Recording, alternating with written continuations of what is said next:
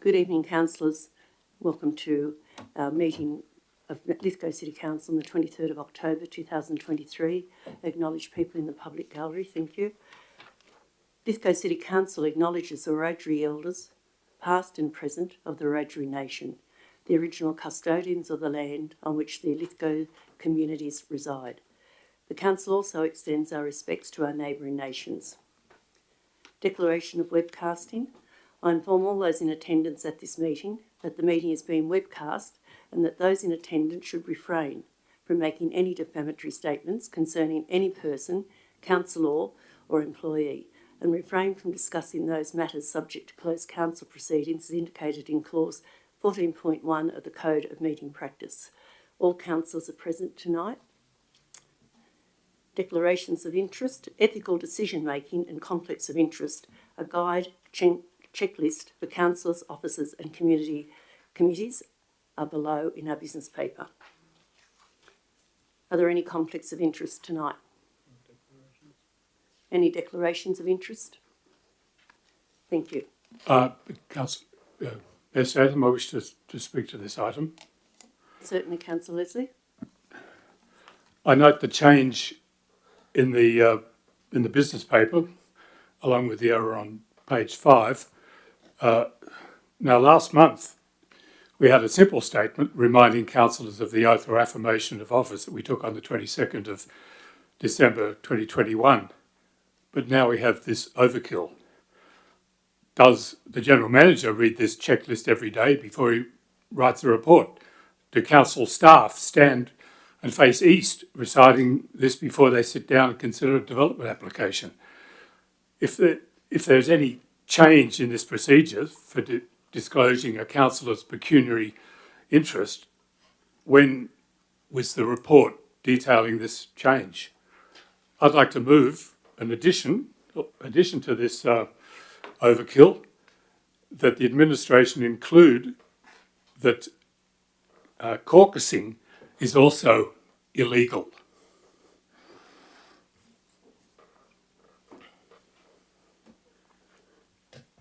I'll second that. Would you like to speak to that, Councillor Leslie? Thank you.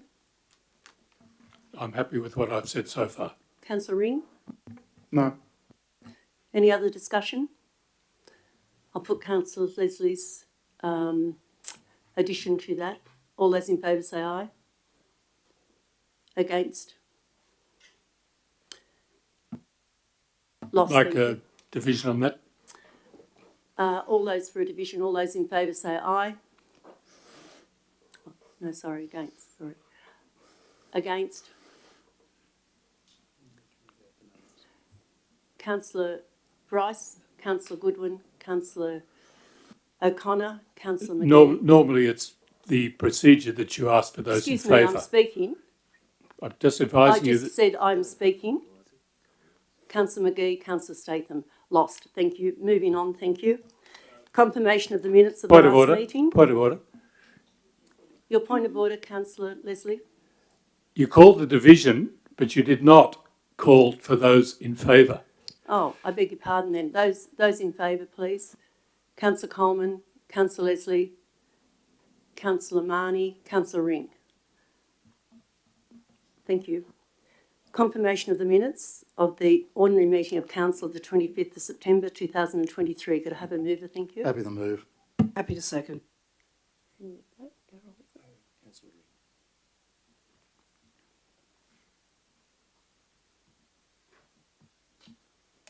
All those in favour say aye.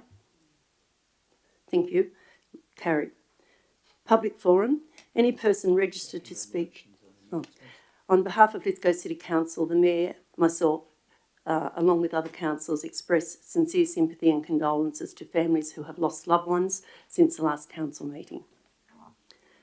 Public forum. Any person registered... Mayor, if I may, just before we move on, I just noticed that Mr Edgecombe is back in the room after his maternity leave. I just wanted to congratulate him on the arrival of his new little bundle. I believe it's a girl, is that correct? So congratulations. As you were coming out with a big grin on your face, I was going into the hospital. So congratulations and welcome back. Yes, I think we can all welcome Mr. Edgecombe back. Thank you. A show of support for the new father. Thank you, Councillor Coleman. Mayor Stephen, could we just acknowledge the mother in this as well? She's also an employee. Erin, and she did all the hard work, not Mr. Edgecombe. Thank you, Councillor Ring. Mayor Stephen, could I just make a brief acknowledgement? Just attended the picnic in the park in Oakey Park, and often our council staff don't get a lot of public credit for the work they do. I just wanted to acknowledge both the park staff and their interaction with the local community. They've really turned around a relationship thing there for council. But also just want to acknowledge council staff who attended in their own time. These sort of connections with the community are terrific, and when the opportunities come up, I'd just like to take that moment to acknowledge the staff. So thanks for yourself and the general managers. Thank you, Councillor Marnie. Item point 7, public forum. Any person registered to speak during public forum on matters included in the business paper and registered via the council website prior to 12 noon on the day of the meeting will have the opportunity to speak. There will be only 2 speakers for and against on each matter in the business paper. Public forum will be allocated half an hour time in total, with each speaker having 3 minutes to speak. Speakers not registered for public forum will have the opportunity to speak on matters on the business paper if time permits. Tonight we have Maria Ruff going to speak. Would you like to come forward, please, Marcia?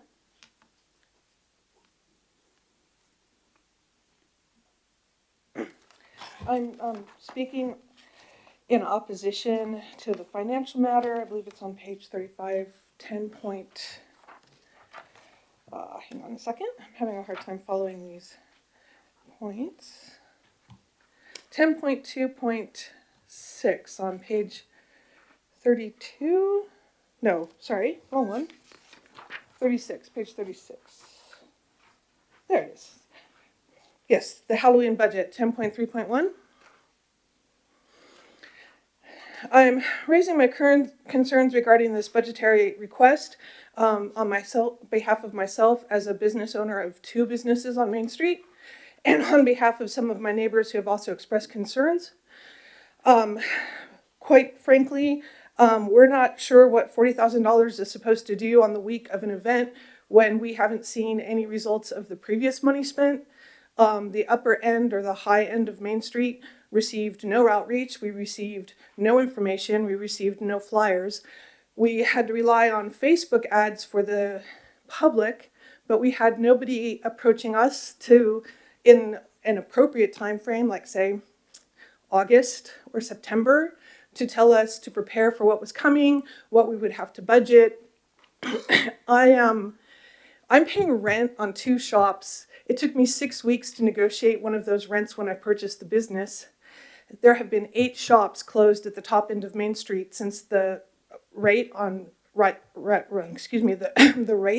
rise. The owners don't live in the area, but the shop owners do. And we can't keep up with the expenses as they are. And I just blew my budget buying $100 worth of candy that will maybe last 15 minutes now that I've seen the full extent of the activities that are going to be happening around my shop. I was not given any advance warning. I came here to the offices this morning and asked for information. They knew nothing. They sent me to the visitor center. Simon was lovely, and he photocopied for me 30 flyers and 3 posters for us to put up in our shops and pass out. There has been no direct outreach, and I don't understand how we're going to be paying $40,000 more when we don't even know where the money previously spent went.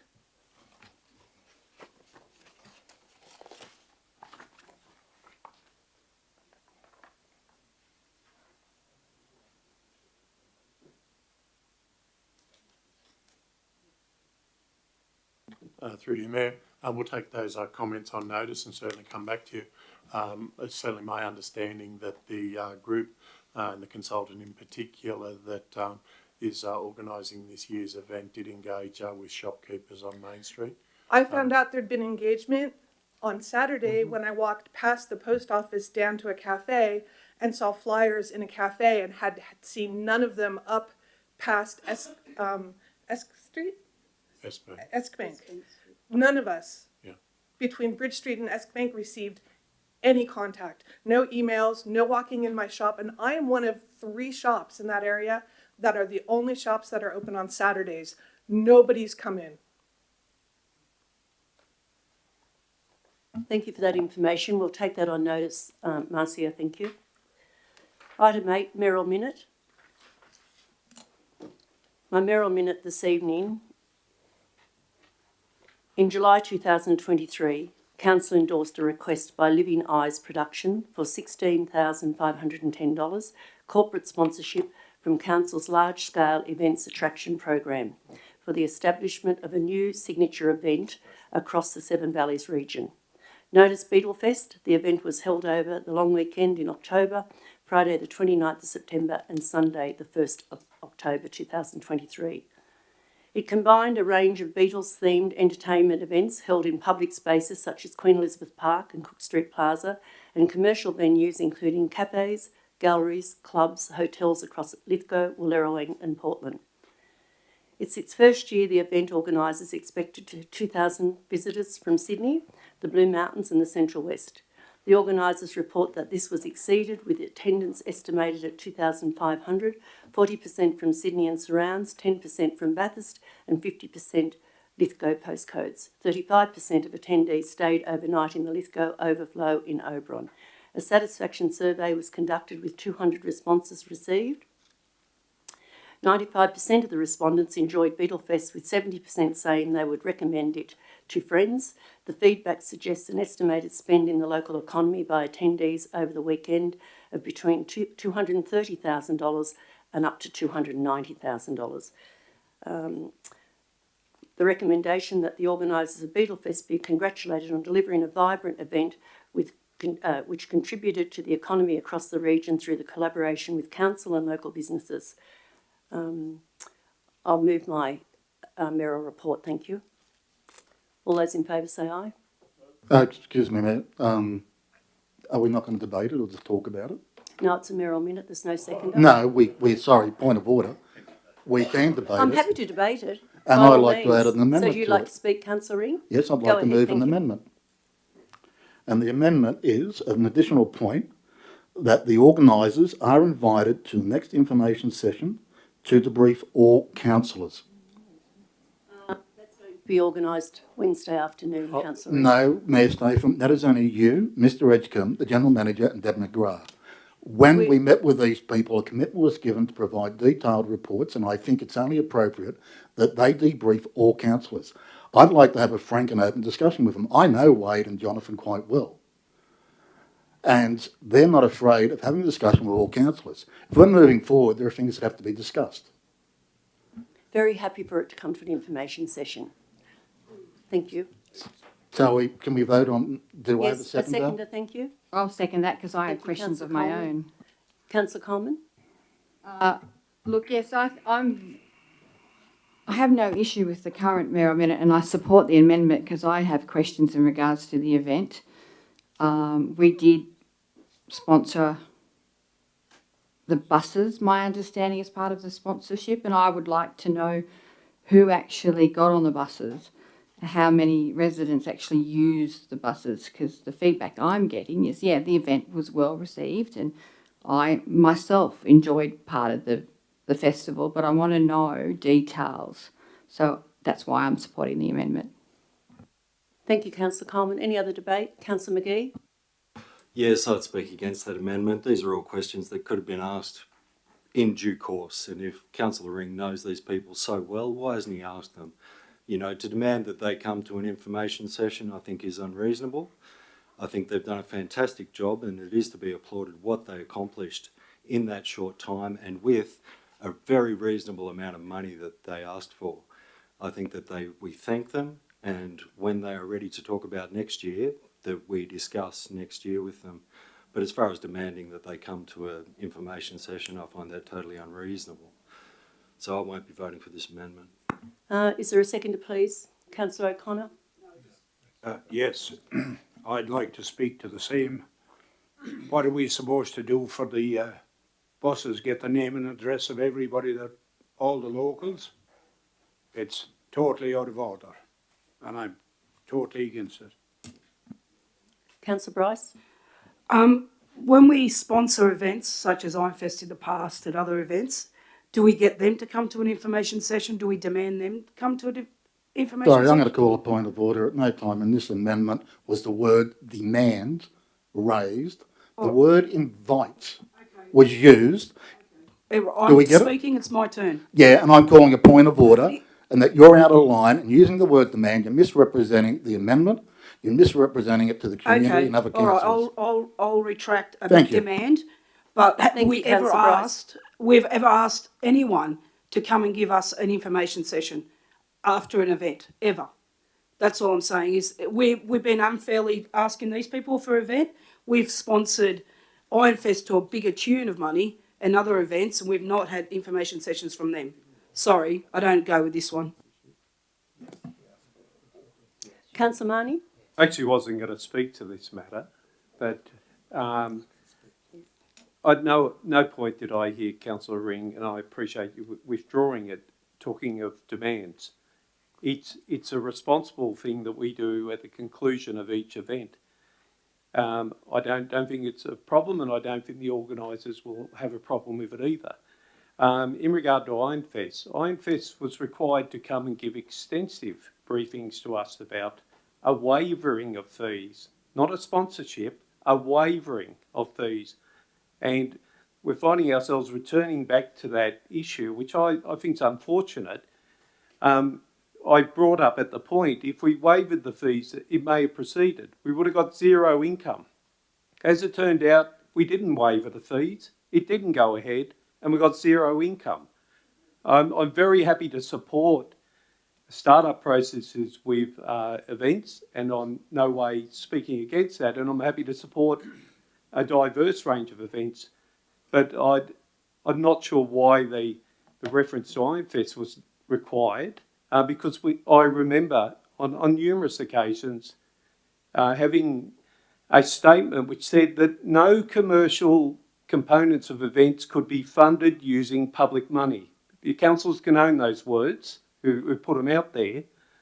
I'm very happy to be a co-funder of these events. So I had no interest in speaking, but I'm afraid I'm not going to sit there and listen to that, because there was no point was there a demand made.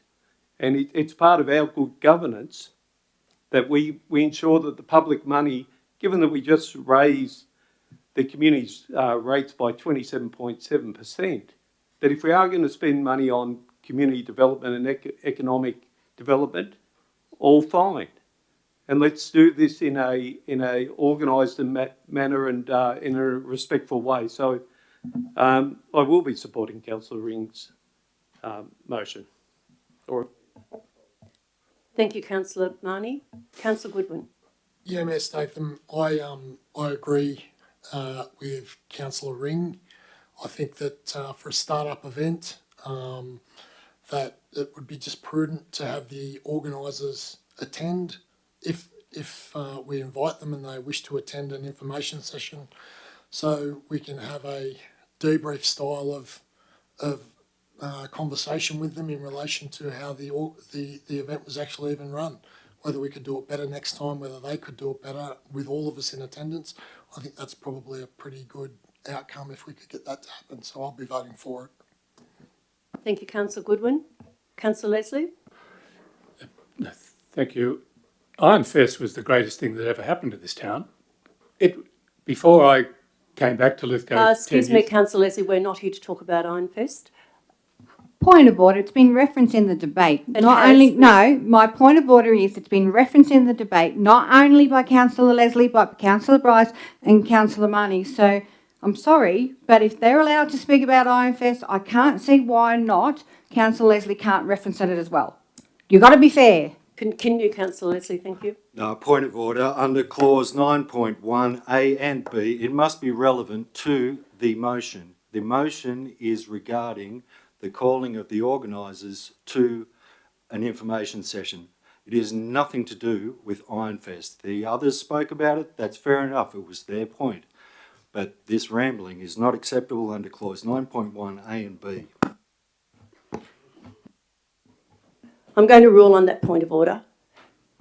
I should have pulled them up. I didn't. My mistake. Happy to say that. I'm going to rule on the point of order. Councillor Leslie, you're out of order. We are not going to be talking about Ironfest tonight. Thank you. Would you like to talk about the Wade and Jonathan coming to speak to information session? You're very welcome to.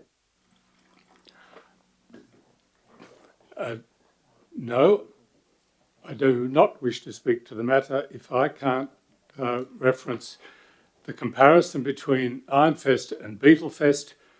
If that's not permitted to me, then I will not speak on the matter at all.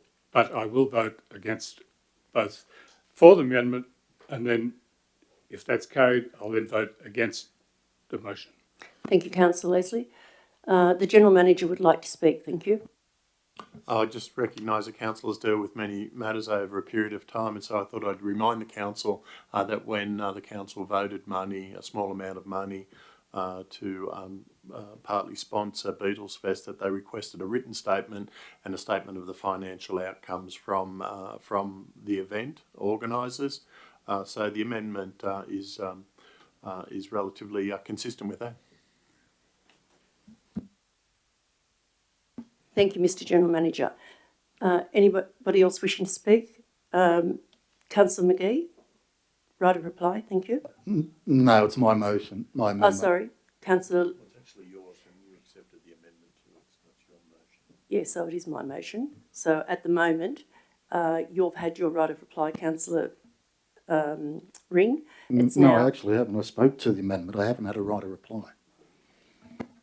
it is now Councillor McGee. No, Councillor McGee has spoken. Put the amendment. Just put the amendment.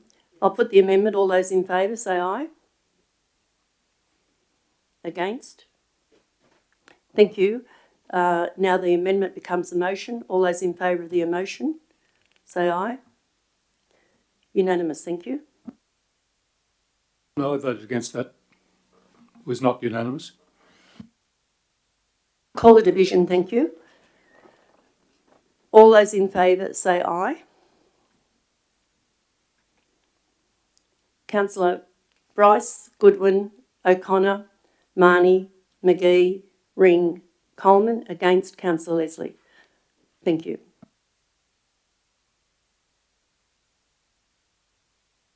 Notice of motion. Councillor Leslie, closing date for notices of motion and question on notice. The recommendation tonight is that the closing date for councillors' notice of motion and questions on notice submitted for council meetings be the Tuesday immediately before the council meeting. That is Councillor Leslie's recommendation. The management comment is currently the Code of Meeting Practice requires... Point of order. I thought this was my notice of motion. Would you like to move that? Thank you, Councillor Leslie. Are you now allowing me to move it? Absolutely, yes. Thank you. A seconder, thank you. I second it. Thank you, Councillor Ring. Councillor Leslie. I actually wish to move a slightly separate, a different motion to the one that was printed, and that is that the closing date and time for council notices of motion and questions on notice submitted for council meetings be 12 noon on Tuesday immediately before the council meeting. So it's a minor one, but it does tighten up the timing of it. Over the last few months, I've tried to bring... I'm happy to accept that. Over the last few months, I tried to bring to this council opportunities for councillors and the mayor to better represent our community. I presented a motion that to the General Manager that the mayor have authority to call and attend senior staff meetings, which was declared unlawful by the General Manager. I'll bet that the vast majority of our citizens would be flabbergasted that the mayor cannot be briefed on any issue before this council by senior staff. Point of order. And if she is we're so not, briefed... Point of order, please. we're debating the matter on the paper. That motion is not what we're talking about, as per 9.1 of the Code of Meeting Practice. Thank you, Councillor Bryce. I'm going to rule on the point of order. I'll accept that point of order, thank you. All right, no, that's fine. I won't continue on that. That is not the notice of motion that's in the agenda, the business paper, Councillor Leslie. I've just, thank you, Mayor Statham. I've just been used to in my councillor career that items be generally debated on a broader basis than you're prepared to accept. So, but trying to give background to issues, but okay, if it's too difficult for this council, I'll accept that. Point of order, that's not called for. It's not difficult at all. Councillor Leslie, we're not here tonight to change notices of motion. In good faith, you have placed a notice of motion, and councillors have looked at your notice of motion. They've obviously made a decision before coming here, or should have done, because of do their homework. And then all of a sudden now you're going to change something. As far as I'm concerned, the notice of motion we're speaking about right now is 9.1, and your recommendation is there without a lot of knowledge. You should have put some knowledge in your commentary. There's not even a commentary there, and there's no attachments. So we'll move on. Councillor Ring? Excuse me, I haven't finished yet. But before he finishes, I do have a question on what you've just said. I need to call on the point of order. I accept your point of order, Councillor Bryce. Councillor Leslie, as I just said, your notice of motion 9.1 is written. The staff have written the details. If you wanted to put more detail in that, you could have spoke tonight, but you're changing the notice of motion, and I don't accept that. Mayor Statham, sorry, could I ask a question, please? Councillor Leslie is still speaking. I need clarification on your point of order. Councillor Leslie is still speaking. Thank you. The substantive change I moved was to put 12 noon instead of merely Tuesday. Now, if that's too difficult, I'm happy to go right. If that's too difficult for this council and yourself, Madam Mayor, I'm happy to go back to the motion as printed. Good. Thank you. I'll accept that. But only if it's too difficult for you to cope with my change. I will go back to it if it is too difficult for you to cope with a mere change to 12 noon instead of just Tuesday. If that's your ruling, I will accept it and I will debate the motion as printed. Thank you, Councillor Leslie. That would be great. So that's your ruling. Thank you very much. Too difficult for you. Okay. This notice of motion is to give councillors the opportunity to move notices of motion on matters that have been drawn to their attention as late as practicable. I have an urgency motion which I will move later this meeting about the destruction of ground orchids at Harrison's Walls Reserve. I would have liked to have had the opportunity to move that as a notice of motion. And should this motion be carried... Keep on topic, please, Councillor Leslie. We're here tonight to run a meeting, not to talk about Hassan's Walls at this particular moment. Thank you. This is impossible. Point of order. Councillor Leslie is attempting to give an example on why he wants this motion up. He's entitled to use examples. So, could you please explain to me in the Code of Meeting Practice where it says he can't use examples, or where he cannot modify a motion that he's brought to this council? Can you show me in the Code of Meeting Practice where it says that? Because it has happened in this council many times. Many times. I'll accept your point of order, Councillor Ring, but we're here tonight. Number 9.1 is a notice of motion about what time is acceptable. We're not talking about Hassan's Walls. It's got nothing whatsoever to do with it. I'm sorry, you've just ruled that it does, because that was part of my point of order. It was It is part an of your point of example order. I'm trying to of be what he fair. is wanting to talk about. You have already ruled that my point of order is valid, so he's entitled to talk about it as an example. Councillor Leslie, go ahead and you can mention Hassan's Walls. Thank you. because of the destruction of the ground orchids and Hassans Wells, I will be moving an urgency motion later. I would have liked to have put that to a notice of motion, and had it been a notice of motion, we would have got a management comment.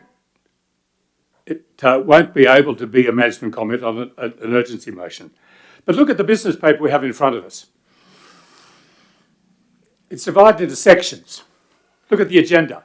Councillor Ring, I'm now going to I'm interrupt. sorry, excuse me, I have said nothing, so No, why you haven't. I'm just why are going you to signaling explain there? what I'm going to do now. You don't have to explain anything to me, Councillor Statham. Right. Well, Councillor Leslie, we're not here to talk about the remainder of the business. If you don't give your reply now, I'm going to actually ask you to refrain from speaking about your notice of motion. I've actually accepted Councillor Ring to say it's Hassans Walls. Now it's going on to another subject, the rest of the meeting paper and the rest of the items. This is not what your notice of motion is about. So you can look up in the air and you can do what you like. I'm here to, yes, that's right. Thank you. I'm here to try and run a meeting. We're not a circus. We are here. You've got free speech. Yes, I understand, but free speech is about your notice of motion, which is 9.1 on the agenda, and I'm not going to diverse from that. So you have one more chance to speak to your notice of motion, or it's going to be put off and deferred. Thank you. Could I ask a question? Absolutely, you can. Am I allowed to speak to the management comment? Yes, you can, of course. Thank you. Right. If you look at the business paper, section 9, with its blue background, is a discrete component of the business paper. Should a notice of motion come in late, then all it is required is to cut and paste into section 9. Perhaps the general manager is unaware of word processors. That's the advantage of them. You can cut and paste. Now, as for the management comments, I'm unaware of any council where this occurs, where management comments occur. It doesn't happen in Penrith City Council, and should councillors be so concerned that they don't get sufficient time, i.e. written in the management comment,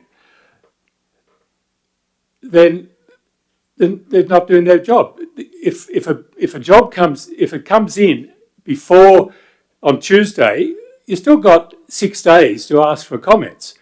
But no, that's not right. All I'm asking for here is a bit of leeway so that notices of motion can come in as late as practical, and then they're debated, and whilst they're relevant. Hence my comment about Hassans Walls, which I'm pleased now able to talk about. All I'm asking for here is for councils to stand up for themselves. You don't work for the general manager, you work for the people. And what we need here is an opportunity for councillors to work for the people. Point of order. That's nothing in the motion. Your reference, thank you, Councillor Bryce. I will accept that point of order. Councillor Leslie, your reference about the general manager is totally out of place and definitely not necessary. Councillor Ring, please. Yeah, I'd like to read something out to you. Section 3.12 of the Code of Meeting Practice, and I've read this out before. If the General Manager considers that a notice of motion submitted by a councillor for consideration in an ordinary meeting of the council has legal, strategic, financial or policy implications which should be taken into consideration by the meeting, the General Manager may prepare a report in relation to the notice of motion for inclusion with the business paper for the meeting at which the notice of motion is to be considered by the council. This council has never adopted that section of the Code of Meeting Practice. As for the request to submit a late, and I see this as the potential for a late notice of motion from a councillor, it is no different than a late paper from the management. There are situations that arise that could either be dealt with as urgent business, but much better to have a coherent document come in on the Tuesday before so that it can be dealt with in a more informed way. I think there is validity in the motion. Thank you, Councillor Leslie. Anyone else wishing to speak? Councillor Coleman. Councillor Ring.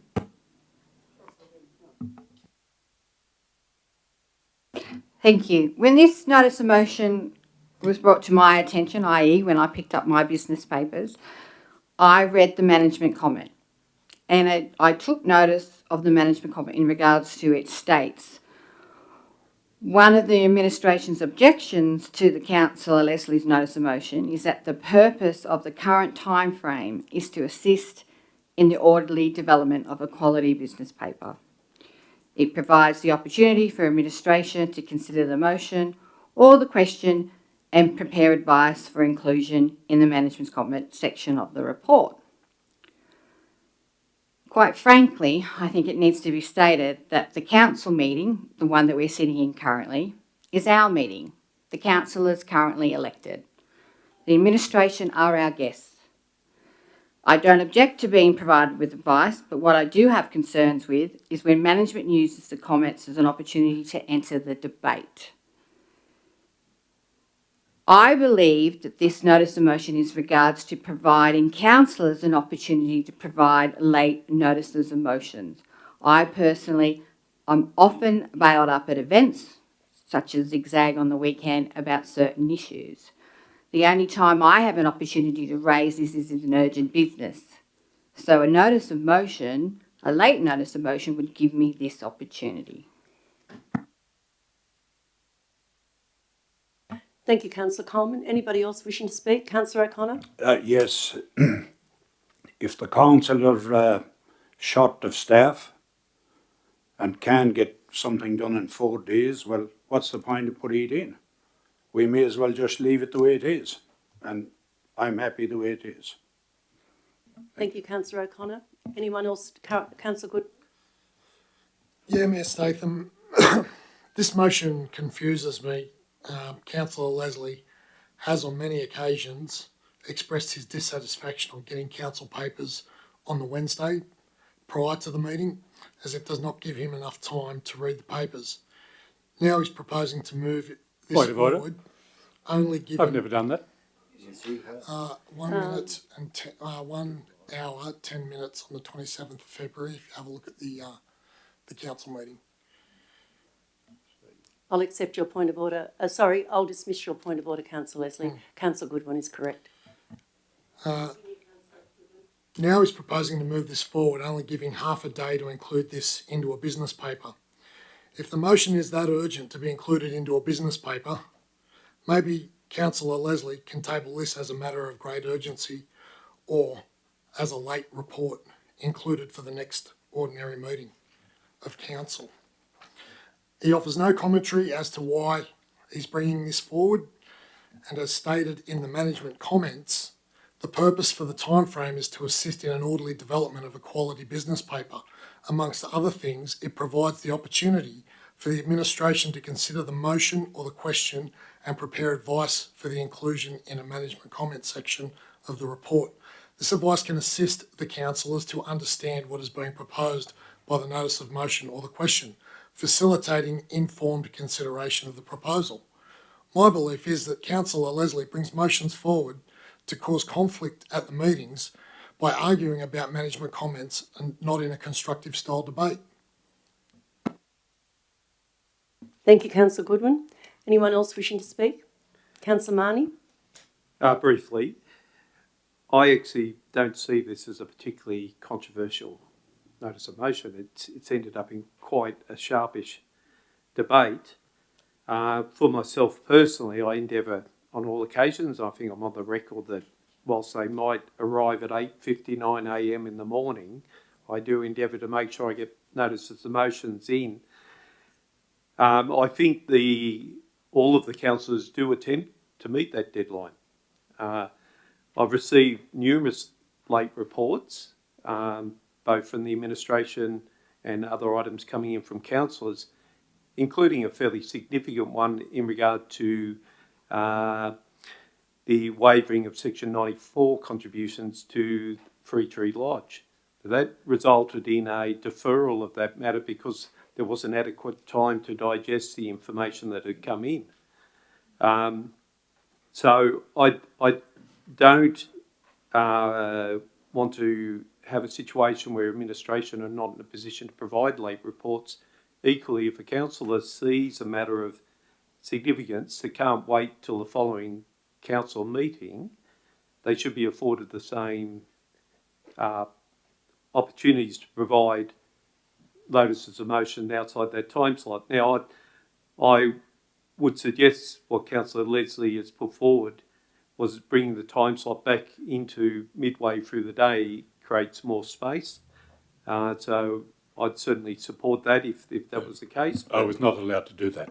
Okay, well, I won't have a conversation across the chamber about it, but I just see it as an equalisation of the, and I accept what Councillor Coleman said. This is a meeting of the council, the elected councillors of Lithgow City Council.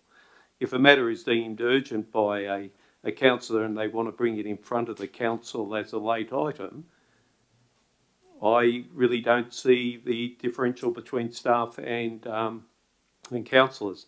I would hope that councillors just don't routinely bring matters that could have waited. There's a number of issues that are travelling around in my head. They'll appear in November because there's no need to bring them as an urgent matter in front of the October meeting. So I really don't see the difficulty with this, I'm afraid.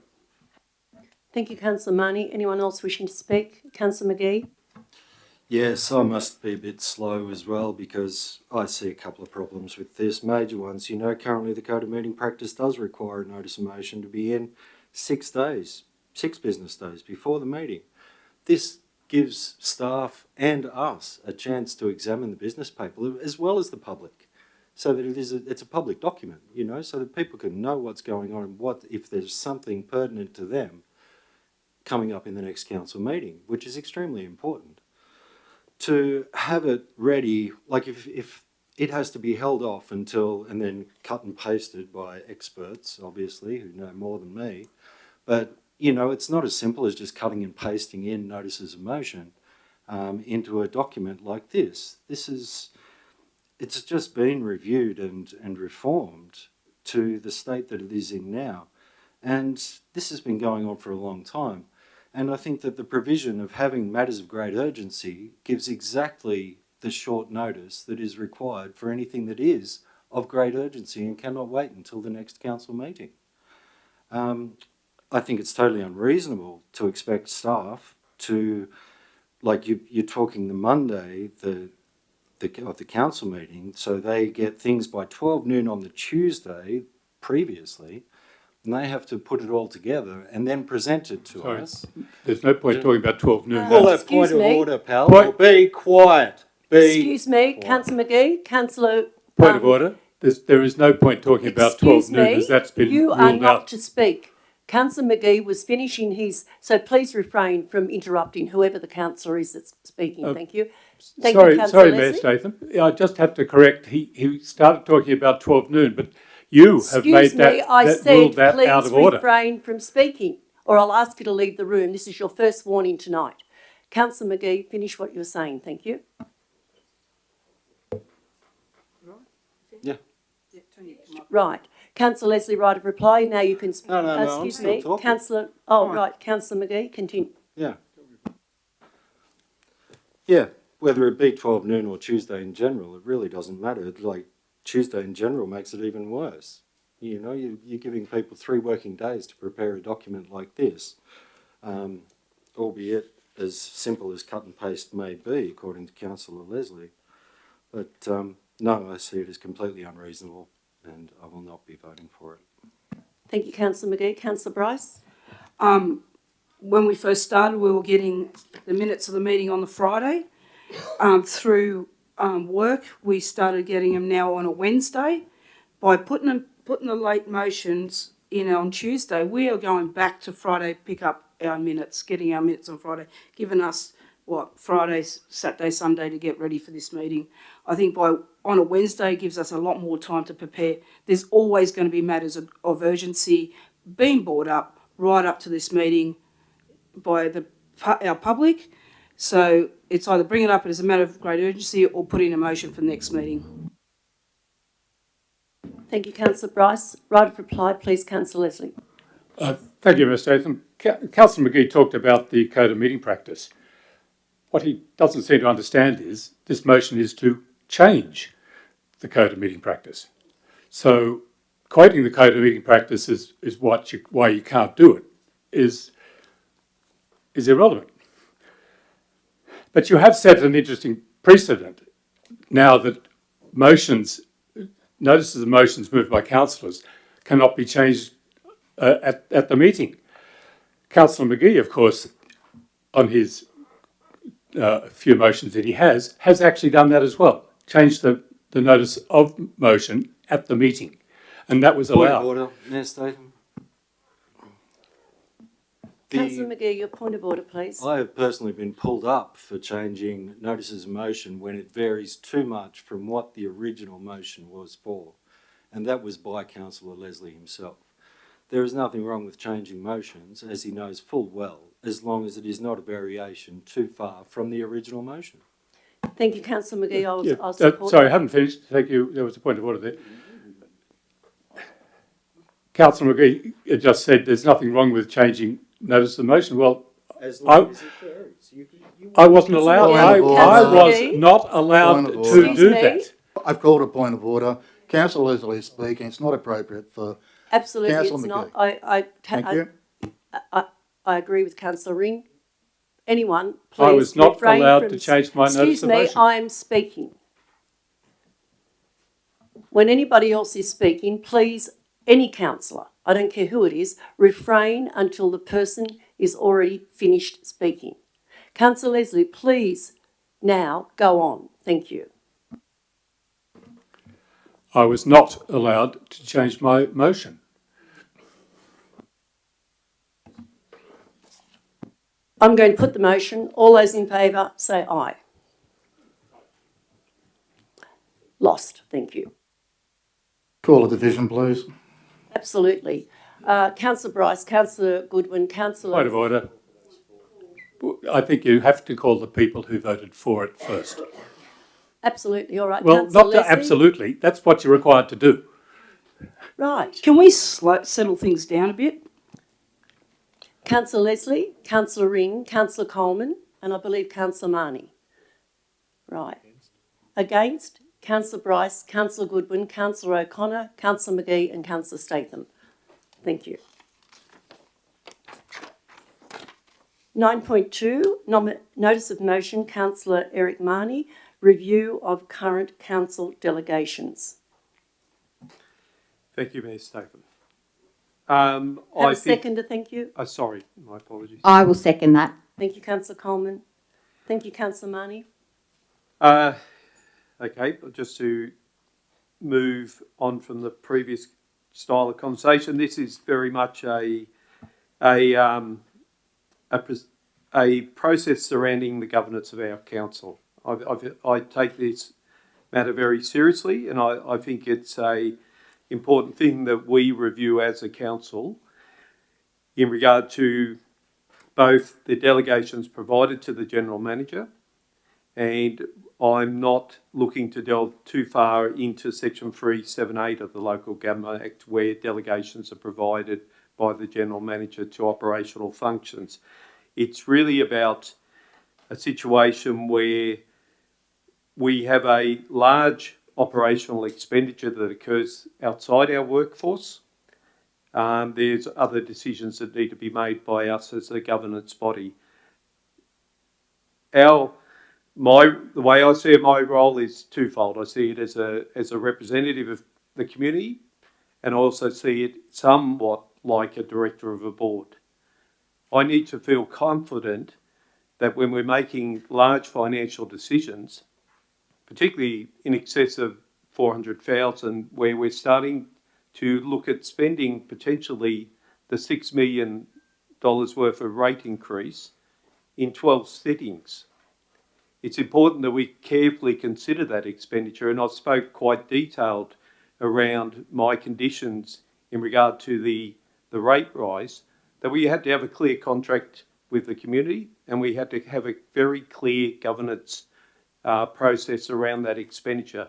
We need to maintain confidence in our decisions, and we need to maintain trust within our community. I'm not bringing this forward that I'm making any implication that there is inappropriate activities going on.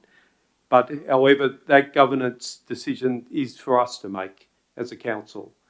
And so I brought this simply forward to review our current delegation levels and ensure that the elected council are comfortable with those. And one option is to bring it through the Finance Committee for a return to the council for endorsement. I think it's a essential part of our role.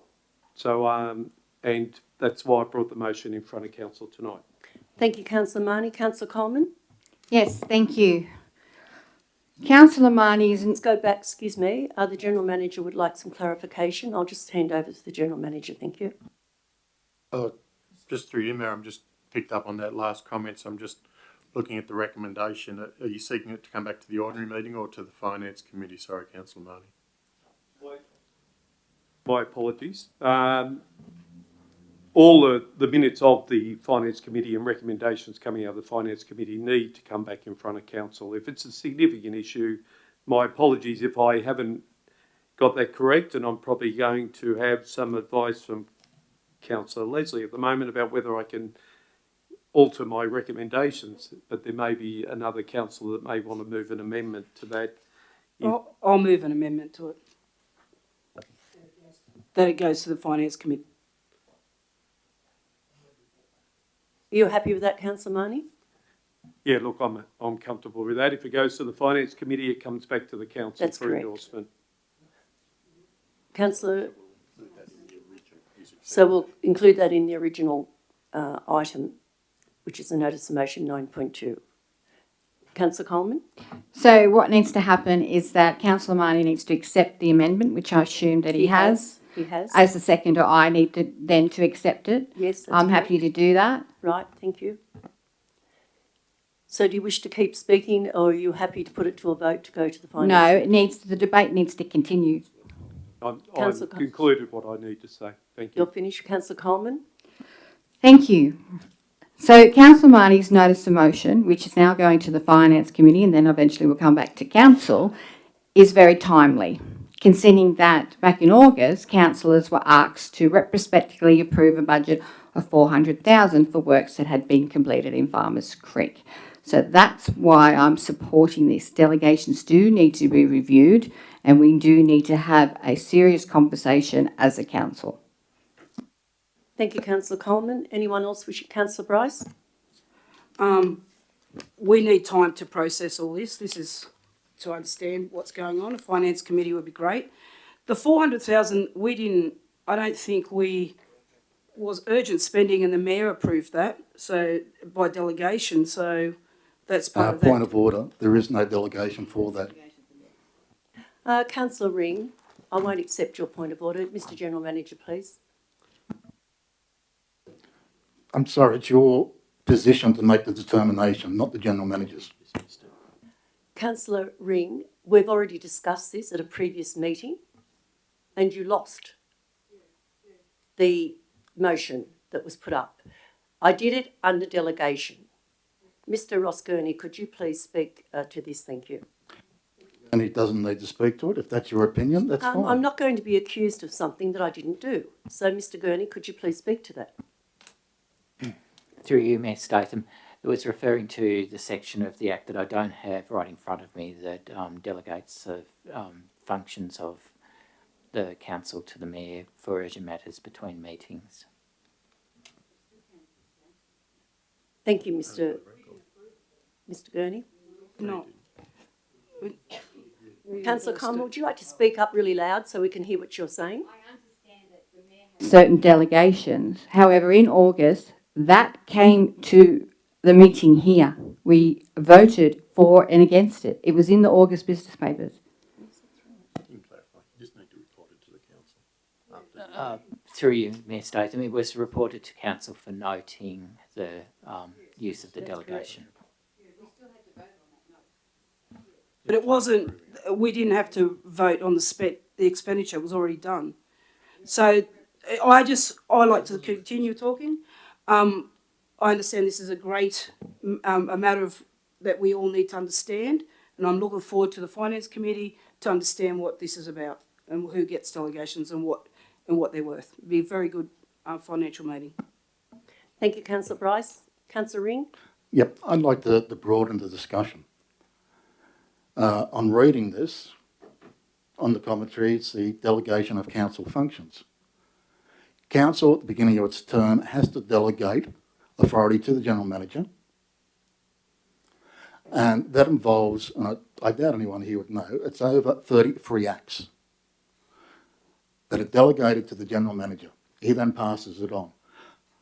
On the last council, it took me time, but I got a copy of the delegation schedule on the last council.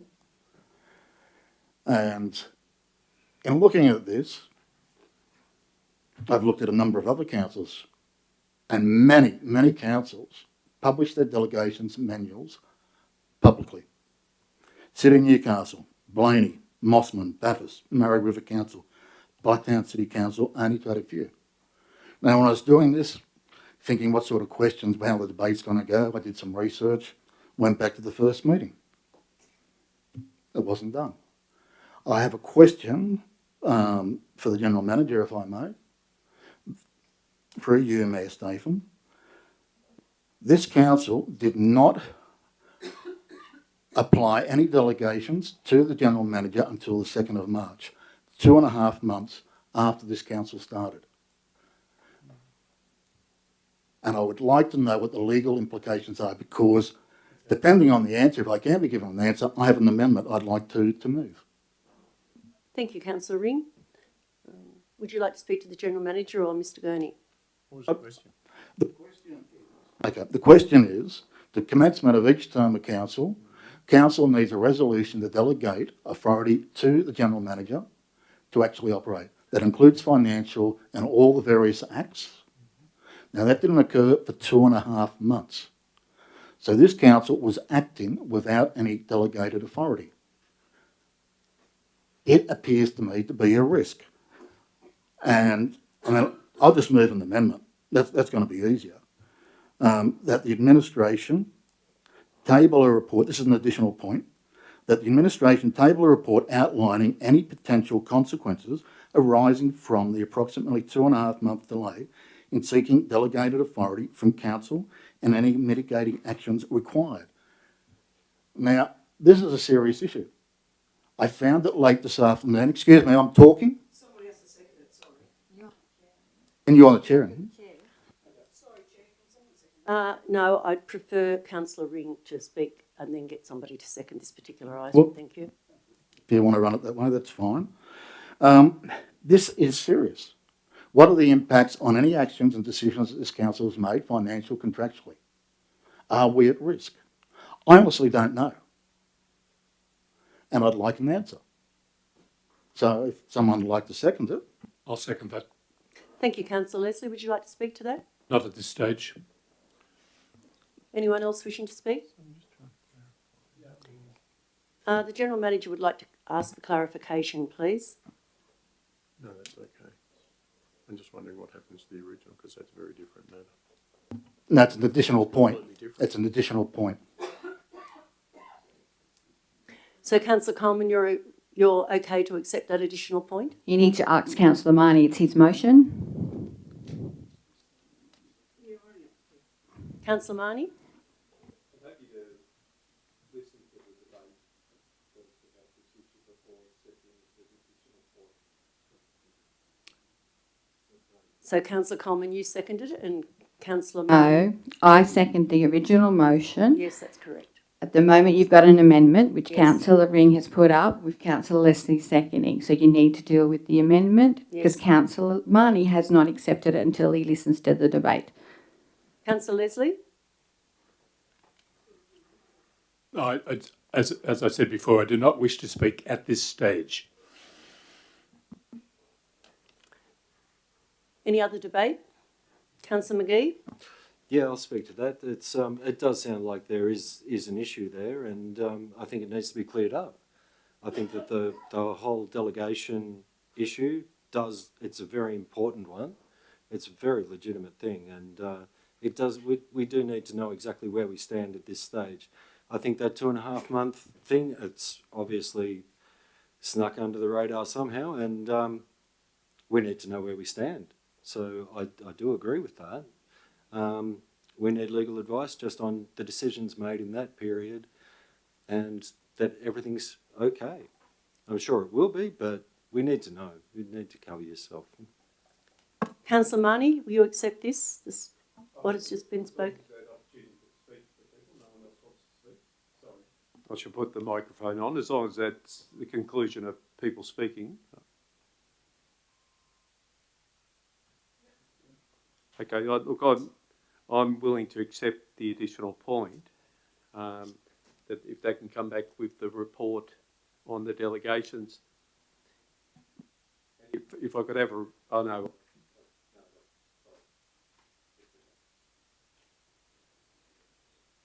So you'll finish the debate now, Councillor Marnie? Councillor Coleman? On the amendment, I do want to have a right of reply Yes, of at the end, course. please.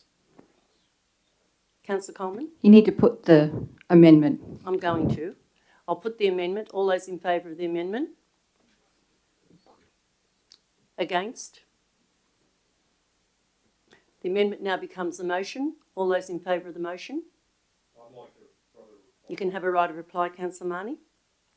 Just noting a comment from Councillor Ring, if as part of this considerations, I actually don't have a problem with that concept of publicly publishing our delegations. I think that's all part of good governance. So I'd be happy to see that as part of that conversation, as part of the conclusion coming out of the Finance Committee. Thank you, Councillor Marnie. So the amendment now becomes the motion. All those in favour of the amendment or the motion? Thank you. Unanimous. Is it call a division? Councillor Bryce, Councillor Goodwin, Councillor O'Connor, Councillor Marnie, Councillor McGee, Councillor Leslie, Councillor Ring, Councillor Coleman, Councillor Statham. Thank you. Item 10, administration reports, caring for our community. Caring for our community to retain, respect and strengthen both our overall sense of community and the unique linked communities of groups, rural areas, villages, towns and make up the Lithgow LGA.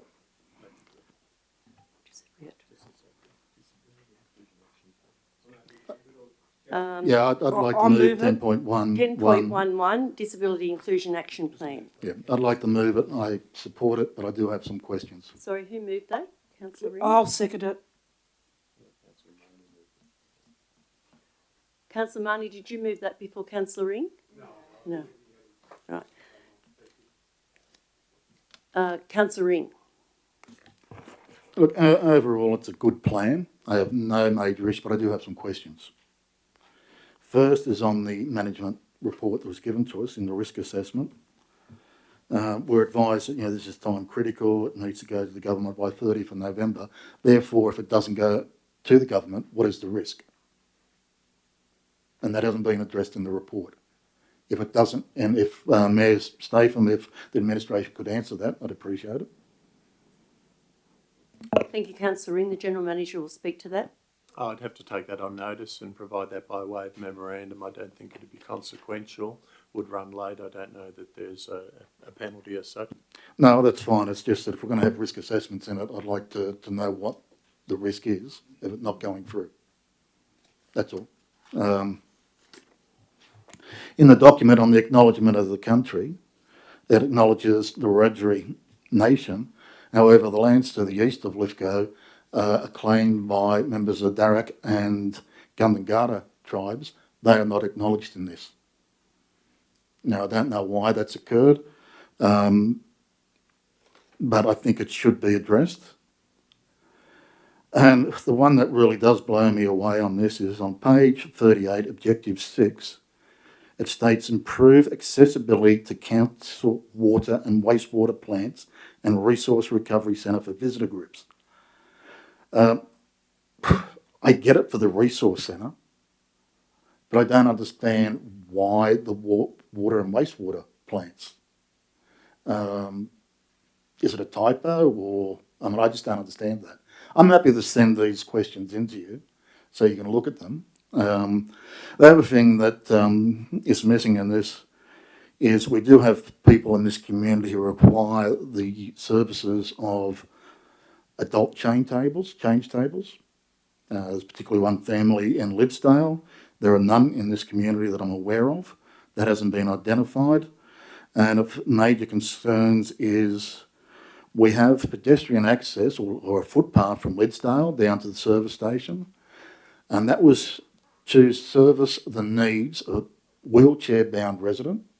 Yet for them to get to Wallerawang, they've got to cross the bridge at the Cox's River, where there is no pedestrian access, and they have to navigate the main road. This hasn't been identified in this plan. I've spoken to the family, and I'll be encouraging them to write in to get this addressed. And the last thing is, yes, it's a good plan, but what funding are we actually going to provide for this? It doesn't state it in the plan, but I would like to know what our commitment in real terms to implementing this document is, and that it's not just going to be a ticker box exercise. We've done it. If I may say something, Councillor Ring, possibly before you return to council, I have brought up a change table to be at the adventure playground. That would be for people with a disability. It needs a hoist. It takes quite a bit of funding. I have spoken about that on a number of occasions. So there is one up there, is there? No, there's not. It No, requires okay, funding. well, it's something that we do need and we agree. Absolutely, Thank you. yes. Councillor Bryce.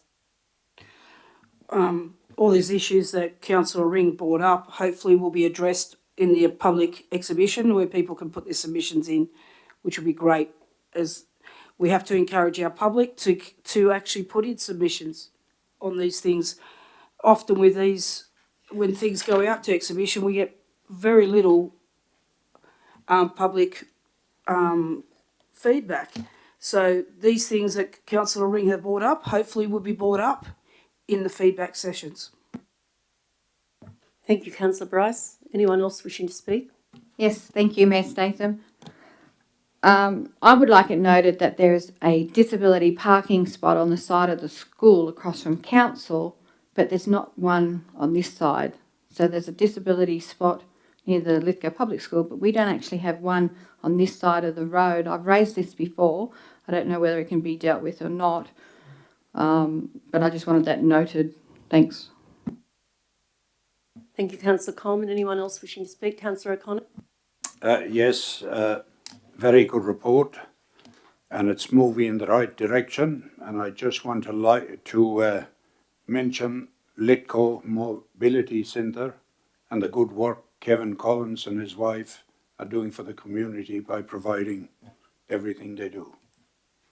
Thank you, Councillor O'Connor. Anyone else wishing to speak? Right of reply, Councillor Ring. Oh, Councillor Leslie. Thank you. I only want to speak to this item because of the change of the formatting of reports. In previous council business papers, the recommendation from the author was at the end of the report. Now council has got a recommendation immediately after the executive summary. And I read the executive summary and then I read the recommendation and I thought that seemed reasonable. But then I thought, well, I better check the rest of the paper. Wouldn't want to get into the habit of being a lazy councillor and not thinking for myself. So I did. Then, of course, I discovered that there was things not mentioned in the executive report. The previous Disability Inclusion Action Plan expired over 12 months ago. No explanation in the executive report as to why this happened, and there's no attachment also to the previous plan. It just seems to me that it's the wrong way round. I think we need to actually get the report, go through the report, and then get the recommendation and consider it accordingly. It's human nature to see the executive report and think, well, that's reasonable, as I did, until I thought more of it. And I would like to see this matter reversed so that reports are considered, more likely to be considered on their merits. Could I ask one other thing? at the very beginning on this page, 10.1.1 P&P, it's in non-bold.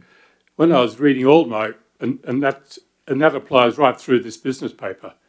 It's a small matter, but I wonder if for future formatting that could be made bold, as it is for the two notices of motion. It would make it you know exactly where you are when you're looking through the business paper.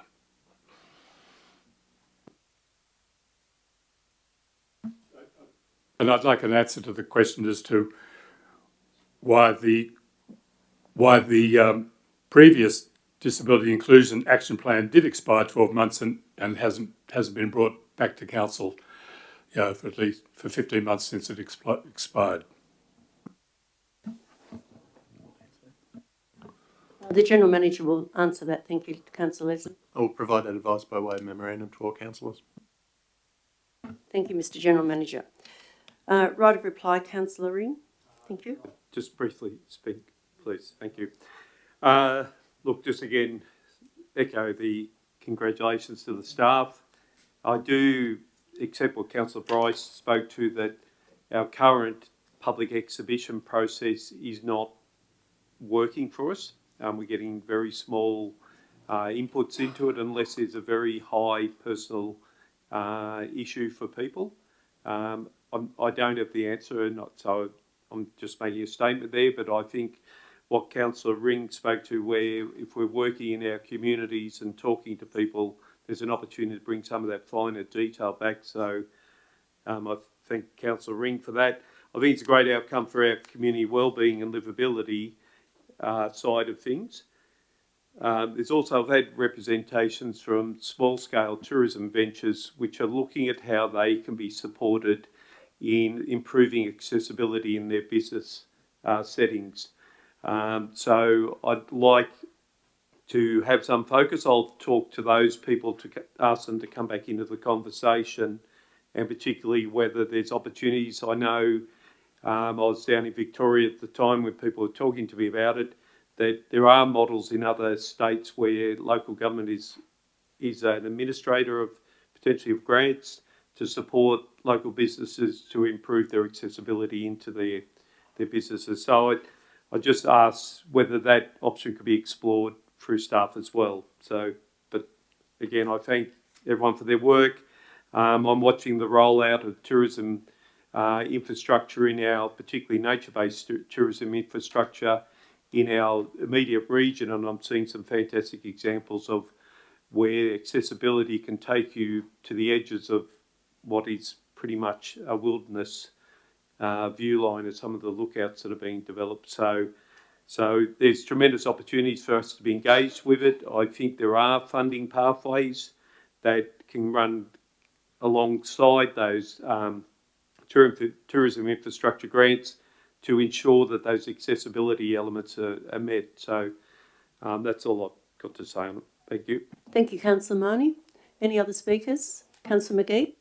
Yes, it is a very important report, and the plan going forward, we do need that extra, as much contribution from the public as possible. I think that, as we've had a couple of councillors point out, we really need to get public participation up on these things and taking an interest in things that affect them directly, particularly for the main street with the wheelchair access and stuff like that. So the Lithgow Mobility Aids doing a fantastic job, but I know that they are so busy half the time that they don't know these things are happening.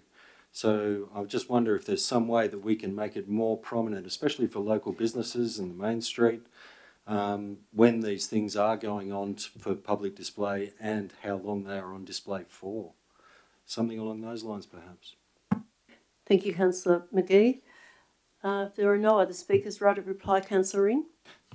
Yes, Councillor McGee's right. We need to get more people, but it's more than just Main Street. It's Portland. It's Wallerawang. It's Tarana. Access to a building or premises is difficult and problematic, particularly with an existing building. The ramp and the access in can be quite intrusive. In some cases, it can be quite impossible to put in. And I've seen plenty of examples where significant heritage buildings have been severely impacted on by massive ramps. You can get around it, but it's a very difficult problem. And sometimes it's nearly impossible. I will send through questions that I raised and issues to the General Manager, so whoever's working on this can look at them. But I think, yes, we do need to engage with the community better, but it's very hard, particularly given the rate rise, and asking the community their opinion, then ignoring them.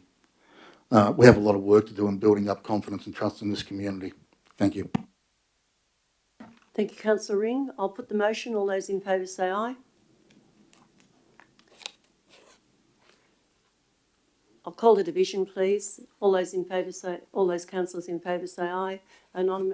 Unanimous. Councillor Bryce, Councillor Goodwin, Councillor O'Connor, Councillor Marnie, Councillor McGee, Councillor Leslie, Councillor Ring and Councillor Coleman, Councillor Statham. Thank you. Now, Stephen, I'd like to move the next item with a couple of amendments, or I'd like to put in a new... I haven't asked anybody to move yet. Thank you, Councillor Ring. Oh, I'm just very eager. Item 10.1.2, the proposed lease to Country Women's Association of New South Wales, Portland branch. Could I have a mover, please? I'd like to move it with amendments, please. Councillor Bryce?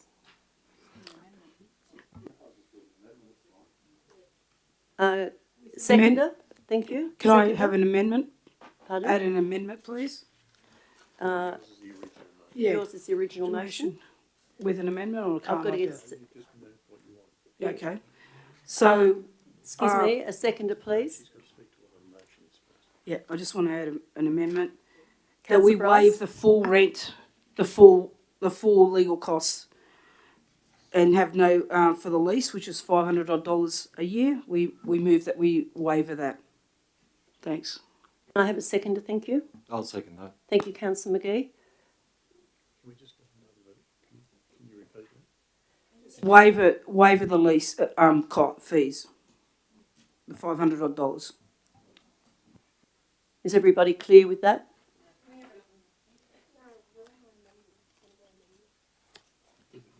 Councillor Bryce, can you just read out your motion, please? It's not an amendment, it's a motion. Sorry. Point 2, where it says request determining position, we just put in waiver the fees. In point 2. What? The annual rate, yeah. Rent. The rent and the 300 and the 200. The whole lot. Actually, no, it's waiver the whole fees. And the 200, isn't it? So, Councillor Bryce, just so that I get this correct, Council's policy is categorise tenants and set fees based upon this. In this case, and again based on Council's policy, the lease would include a normal rent and other costs for the first up establishment of the lease. Currently rent would be $564 per annum, and additional charges of one-off legal admin charge for lease preparation $300 and one-off charge by New South Wales Lands Registry for the lease approximately $200. This group have claimed that these fees will cause them hardship and they have requested a waiver. Are you requesting that entire waiver? Thank you, Councillor. Thank you. It's on the screen now, apparently. Thank you, Councillor Bryce. Was Councillor Lee? Could I have a seconder, please? Councillor McGee?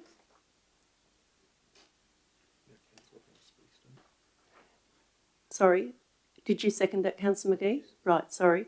Thank you. Councillor Bryce, would you like to speak to that? Thank you. Yeah, I'd like to, they do a great job out of Portland, a bit like the Vale Ladies, so hopefully they won't fold. So it'd be a good thing if, by waiving the fees, it makes them easier to operate for them, with less cost. Thank you, Councillor Bryce. Councillor McGee? Yes, I just think that it's important that we support these organisations whilst they're transitioning, like us from coal, but transitioning into the things that become like incorporation and things that are now compulsory. You know, they can't let these things slide anymore, and it just has to happen in the 21st century. So to give them as much financial assistance as we can by waiving the rent and the fees is a minimum, I do believe. Thank you, Councillor McGee. Anyone else wishing to speak on this? Yeah, I have a question, if I may. Councillor Ring? Are we waiving the rent this year or in perpetuity? Because The as it reads, it is only this year. No, the length of the lease, isn't it? Rent is paid annually Yeah, but they've only got a lease for a certain amount of time, haven't they? for 5 years. Yeah, so the rent will be waived for the whole time, the 5 years of the lease. Could you amend your motion, please, so that it's clear, because it's not... Okay, no worries. I'm amending it to waiver all the fees, the rent for 5 years of the lease. Thank Okay, you, Councillor Bryce. That's very... you accept that, Councillor McGee? Right. Councillor Ring, would you like to speak to that? Yeah, I would. I'm happy with that. I was going to move something similar, but I was going to ask for a peppercorn rent. What I would like to do is move an additional point, and that is that policy 10.20, leasing and licensing, is referred to the Finance Committee to review and make recommendations to Council with respect to the 4 leasing categories.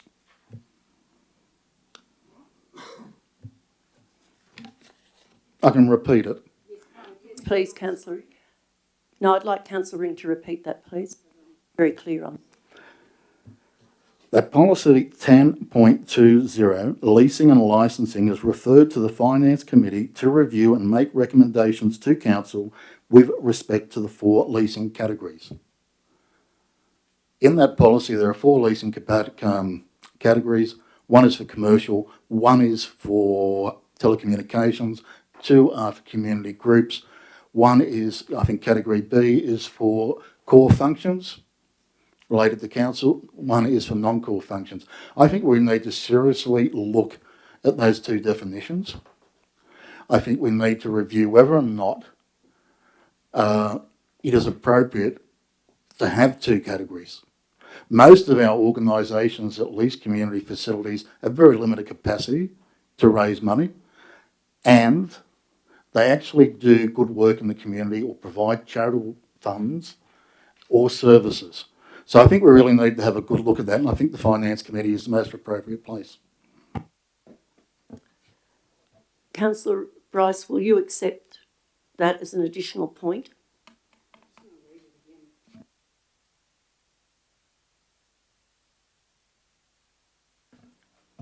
Mayor Statham, can I ask just wait for the debate? I just want to wait for the debate here. just a question? I require a seconder now, thank you. I'm happy to second that. Just a question, Mayor Statham. Does this Yes, need Councillor Goodwin? to go through a motion, or can we just ask for it to be brought to a finance meeting? My understanding, if I can, Councillor Goodwin, is that it either gets recommendation here to go through the Finance Committee, or you can put it to the Finance Committee, but it's here being debated now, so I suggest it goes through here.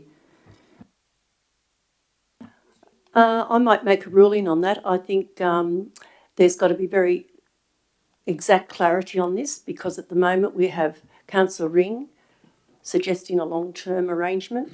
We've got Councillor Bryce. Excuse me, I have not suggested a long-term arrangement. What I am suggesting is that we review the policy and the categories within the policy. That is not a long-term arrangement. I'm thinking about looking at every community group that leases. Things like the Vale Ladies, they were put into, I believe, category C. Everything they raised went back into the community. Everything they raised went to charity to service the needs of our communities. I just want to have a discussion where we can revise that and review it and come back here and say, we've got to change position. We're not talking lots of money. We're just talking about working with our community in a much more amenable way. Councillor Bryce? I'm struggling to understand why this has been brought up with the Before us tonight, I think we CWA. need to... Can I?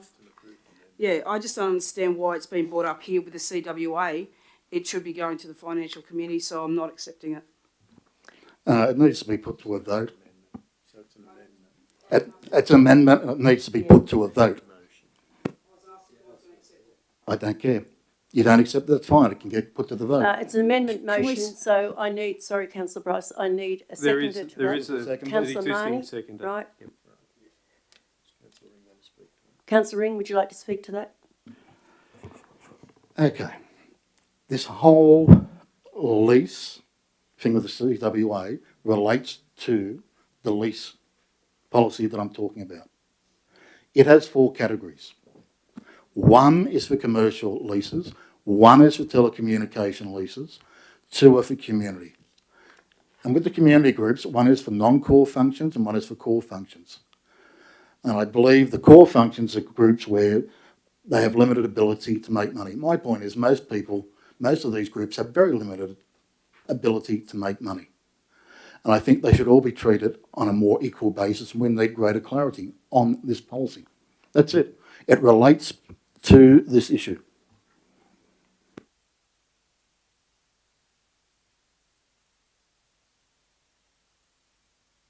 Councillor Marnie, would you like to speak to that? Thank you. I'll speak to the amendment.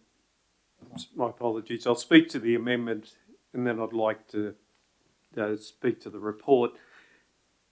I appreciate what Councillor Ring is working towards, which we end up with a policy position which we don't end up dealing with these matters on a case by case. The policy may well say that the matter needs to come back to council for consideration, but we clearly send a signal about these issues. We've got a group of women out at Portland who clearly are doing more than $564 worth of community service.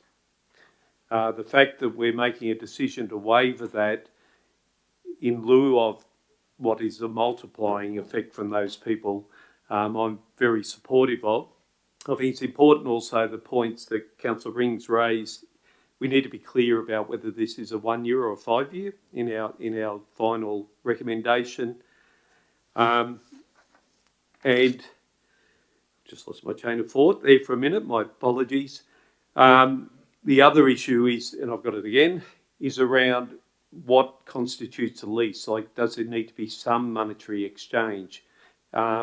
Is $1, as I think I understood Councillor Ring heading towards, then constitute a lease, or is a zero payment a lease? So I just want to make sure we don't travel down a pathway that we end up bringing these community groups back into conversation with us if we haven't got that matter exactly right. So I think I understood where Councillor Ring was going on that matter. So I think bringing policy, and I may be on a bit of a governance bandwagon tonight, and it's just how it's played out, but I think it's important that we have our policies clearly understood with the community. This is the second group of people that are doing significant community work for us, utilising our facilities to do that. And we just need to make sure we're giving a little bit more certainty and direction to those other community groups in our community, that we don't find them being, I can't quite find the word, but certainly putting them under stress where we don't really need to arrive at that point. So I'm supportive of what Councillor Ring has put forward. I'm also supportive of what Councillor Bryce brought forward in the first place. So I think what Councillor Ring is trying to do, as I understand it, is to develop a clear policy platform for people within the community providing these services to the broader community. So I'm certainly happy to support the amendment. Thank you, Councillor Marnie. Any other speakers? Yes, please. Councillor Coleman? On page 15 of this report, which relates to the Country Women's Association of Portland, it states, page 3 of the Council Leasing and Licensing Policy 10.20 states that, and it goes into the commentary. At the bottom of that page, it says, point 6 implication, 6.1 policy. The proposed lease to the Country Women's Association of New South Wales is inconsistent with council leasing, consistent with, thank you, with council's leasing and licensing policy 10.20.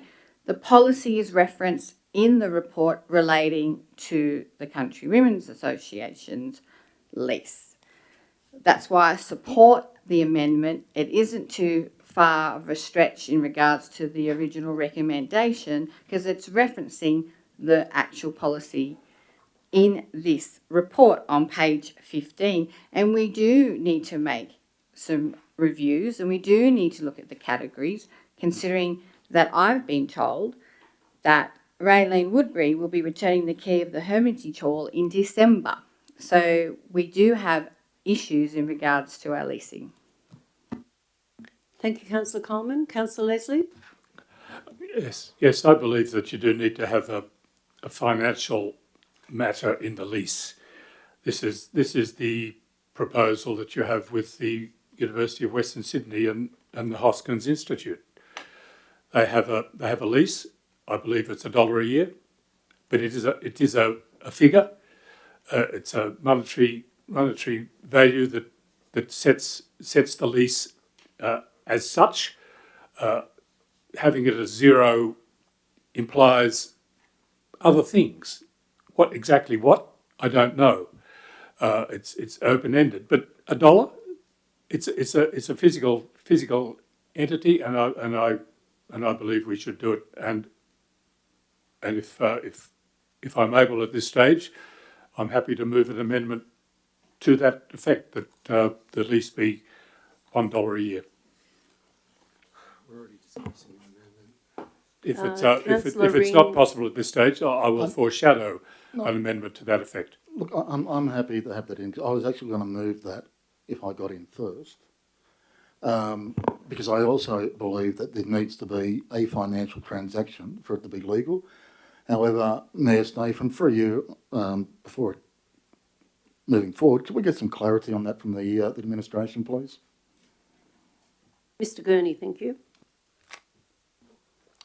Through you, Madam Mayor.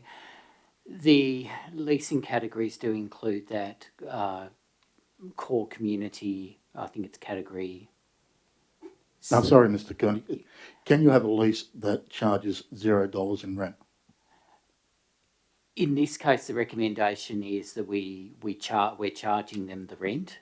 Council, the recommendation is that council then waives. No, I'm sorry, but the motion from Councillor Bryce, unless I read it wrong, is to waive the rent. Waive the annual rent for the term of the lease. Yes, so we would have the lease, the amount on the lease as it is, and then council makes the decision to waive that as a separate decision. So Okay. it will be in the lease as the amount in the report, and council may then make the decision to waive that. But it is also possible, and it is in one of the leasing categories, to have that peppercorn rental. But there's no problem with the resolution as it stands at the moment. Okay, well, I'd rather leave it as it stands then.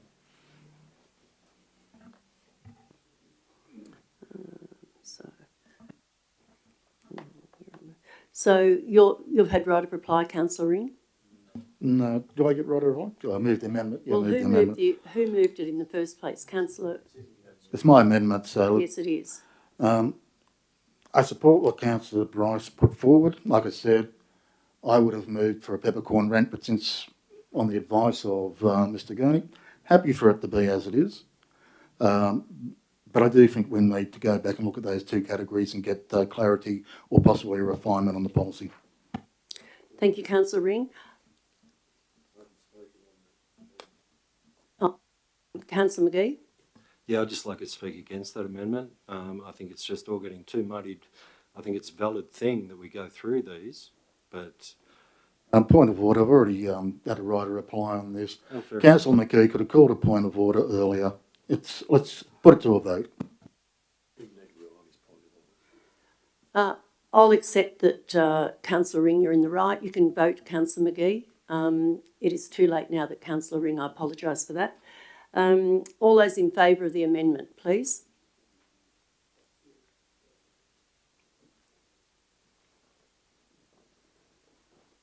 Against? Councillor McGee. have a division, please? All those in favour? Councillor Coleman, Councillor Bryce, Councillor Leslie, Councillor Marnie, Councillor O'Connor, Councillor Goodwin and Councillor Bryce. Thank you. And against? Councillor McGee. Thank you. And Councillor Statham. Thank you. Yeah, so now the amendment becomes the motion. All those in favour of the... Can we not speak to the actual motion now? You can, yes. Thank you. Coleman? If I could, please. Yes. Look, I support the motion. Last month we heard from the Vale ladies, and after 76 years of service to the community, they decided to call it a day. I'm pleased that we're providing support to the Country Women's Association in Portland. They have been there for 91 years, I believe. My mother and my grandmother and I at one point were a member of this association, no longer. So I am pleased that we're providing support. It would be an absolute tragedy to see them go the way the Vale ladies have gone. We did offer the Vale ladies exactly the same situation, Councillor Coleman. Same monetary. Anybody else wishing to speak?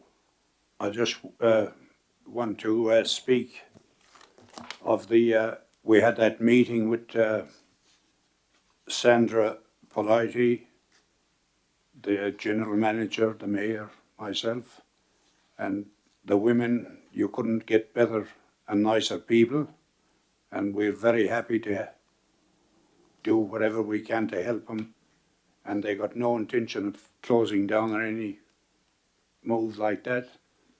It was, I think, other people that was putting them their way to do that, and hopefully they've seen through everything and they'll go on to bigger and better things and new members. Thank you. Thank you, Councillor O'Connor. Anyone else wishing to speak? No? I'll put the motion. All those in favour of the motion? Unanimous. Thank you.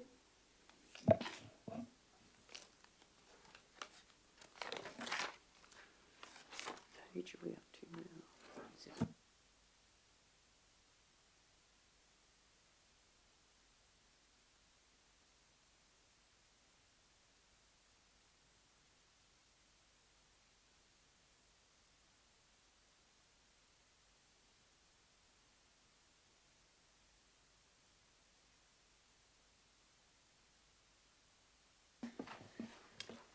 10.2, developing our built environment.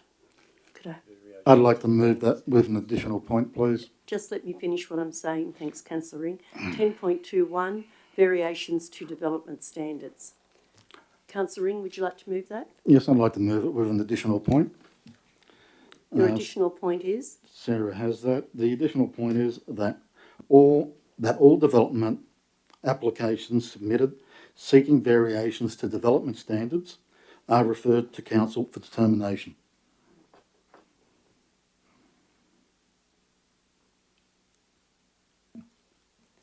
Do I have a seconder? Thank you. Yeah, I'm interested in the debate. Thank you, Councillor Coleman. Councillor Ring, thank you. Look, this report in itself is very straightforward. The council is required to report on, I believe, quarterly basis on these variations. However, in lieu of a policy, other than the councillors calling policy for DAs, there's no real policy on what comes to council or what doesn't. In the past, it's been purely entirely up to the administration. So if it's been complex or if it's been contentious, it's brought to council. This is the first step towards moving towards a policy that would provide guidance on what development applications specifically come before council. So it's not guesswork, because at the end of the day, we delegate the authority to determine those development applications to the administration. And as a councillor, and I know this has been done in other councils, and I did state this at the last council, a councillor could theoretically call in every development application. You'd be having meetings every week to meet that. And legally, under the policy we have at the moment, you could do that.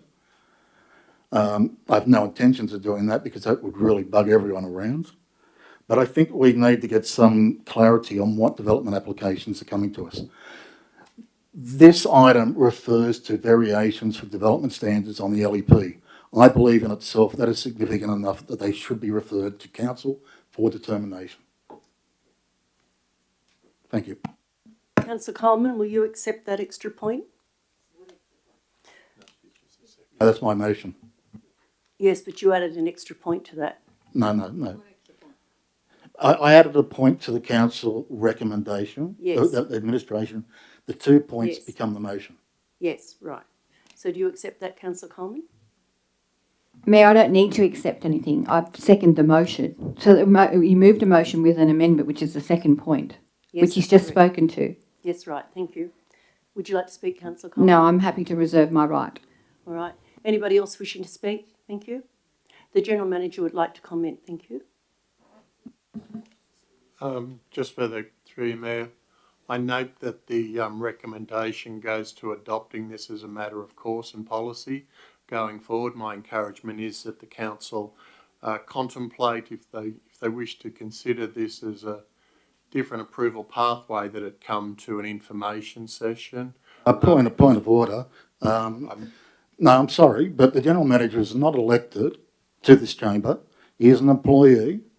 Unless there is a legal reason why what I've put up is not acceptable, then it's not appropriate for him to try and guide this discussion. Thanks, Big Man. So my point is that where I was going is that I've called a point of order and I demand a determination. I'm not going to accept your point of order. The General Manager is the General Manager of Lithgow City Council. You are not Councillor. And he works for us, Councillor Statham. He is our employee. That's your first warning. We don't need to be told who works for us or who works for you.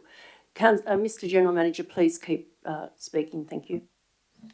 I was going to go on and say that there'll be implications for the organisation in terms of there'll be significant resourcing, additional resourcing required in the planning department, and this resolution will slow development when there's any manner of minor variation to a development standard. And I just think I should advise the council of that risk, and the council should seek proper advice before taking the decision. Thank you, Mr. General Manager. Mayor Statham, can I just foreshadow motion Yes, again Councillor to go Goodwin. back to the original motion if this one is lost?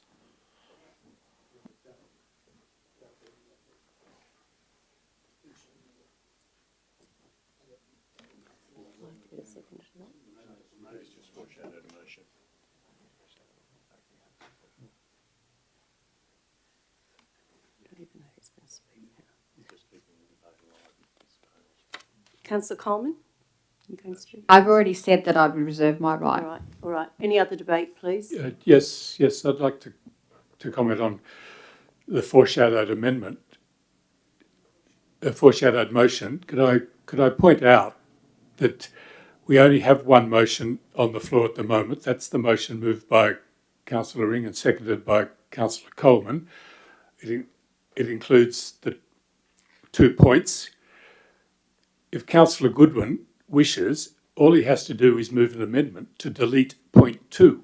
It's not a foreshadowed motion. It's simply an amendment at this stage. My understanding, Mayor Statham, is if the amendment, if Councillor Ring's amendment or motion, he's put an extra point into the motion. No, the 2 points are the motion. It's only a council administrative recommendation. Until we move it, it doesn't become a motion. Point of order, can we just have one ruling on this rather than across the route? If I can't make a foreshadowed amendment, I'll make an amendment to that. Excuse me, just the General Manager would like to speak to this. Thank you. Madam Mayor, I advise that Councillor Goodwin's foreshadowing of motion is in accordance with the Code of Meeting Practice. What I understand he's looking to do is if this motion, the original motion, fails and therefore is lost, there's nothing before the council. Right. So he's merely looking to have something before the council if this motion fails. He's happy for this to run its course, but then raise a motion if it fails. Correct. And that's how he's bamboozling people by saying this. He did it last week and at last council meeting. He's doing it again this council meeting. Thank you, Councillor Goodwin. That's a very good point you've just made. Point of order, there's no bamboozling. No, there's not, if I could call, excuse me, I've called a point of order. Can I at least state what the point of order is? In the code of meeting practice, there are amendments to motions and there's foreshadowed motions. Both are legitimate paths in dealing with this matter. There's no bamboozling. There are two legitimate paths of action. And we did discuss it at the last meeting, and Councillor Goodwin is right, we did discuss it. Accept that and move on. Thank you, Councillor Goodwin. Anybody else wishing to speak? Councillor McGee? Yes, I can see all sorts of administrative problems with this. You know, calling in all DAs that have any kind of variation whatsoever demands that they at least be delayed until the council meeting for determination. I can see this just being riddled with problems, you know, an administrative nightmare. So I'm against it. Thank you, Councillor McGee. Yep. Councillor O'Connor? Yes, thank you. I'm against that motion. That's why we got town planners. They're qualified to look at all this. And if something comes in, they can make a determination. None of the councillors here are town planners that I know of. So I can't see why it's got to come back before the council at all. Thank you. Thank you, Councillor O'Connor. Anybody else wishing to speak? Councillor Marnie? I'd just make the point that to be a councillor, you're not required to be a town planner, an environmental scientist, a wastewater specialist. You're there to represent your community and receive reports, review the reports, and do your own research. There unfortunately, in some people's view, there is no pre-qualification of being a councillor. So I do, however, agree that there are issues with relatively minor variations that may cause an administrative burden that we don't need. So I do see a risk there. I accept where there's significant variations that should come in front of the council. So that's all I want to say. Thank you, Councillor Marnie. Right of reply, Councillor Ring? No, we'll just put it to the vote. Amendment to the vote. All those in favour? I'm sorry, it's a motion. Sorry, the motion to the vote. All those in favour of the motion? Councillor Ring and Councillor Coleman against? Councillor Leslie, Councillor McGee, Councillor Marnie, Councillor O'Connor, Councillor Goodwin, Councillor Bryce and Councillor Statham. Lost. Thank you. Councillor Goodwin, you've foreshadowed a motion. Yes, Mayor Statham, we just go back to the original administration recommendations. Can I have a seconder, please? Councillor Bryce, would you like to speak to that? No, I don't need to speak to it. All right, Councillor Bryce. I'll put Councillor Goodwin's motion, thank you. Anybody else wanting to speak? Councillor Marnie? Councillors still have and reserve the right to call in development applications with variation, but they need to have visibility over it before it is done under delegated authority. So, Thank you, Councillor Marnie. Anybody else wishing to speak? No, look, I accept the way this is going to go, and that's fine. It's not a problem. I'll work out a nom for next year on DAs and what should or shouldn't, in my opinion, be brought back to council, because there is a policy vacuum. Right of reply, Councillor Goodwin. No, just put the Right, motion. I'll put Councillor Goodwin's motion. Thank you. All those in favour of the motion? Call for a division, please. All those in favour of the motion? Unanimous, thank you. I will call out the names, as Councillor Leslie has asked me to before. Councillor Bryce, Councillor Goodwin, Councillor O'Connor, Councillor Marnie, Councillor McGee, Councillor Leslie, Councillor Ring and Councillor Coleman and Councillor Statham. Thank you.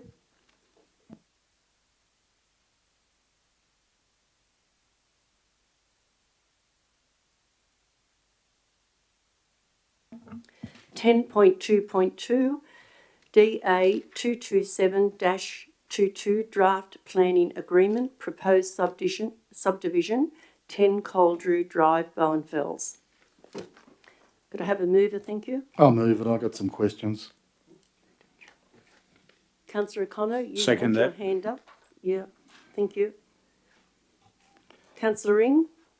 Look, I'm concerned with this one because we have another item at 10.2.6. Are they the same item? Are they the same funding? There's $1.4 million referenced in both from the Regional Housing Fund.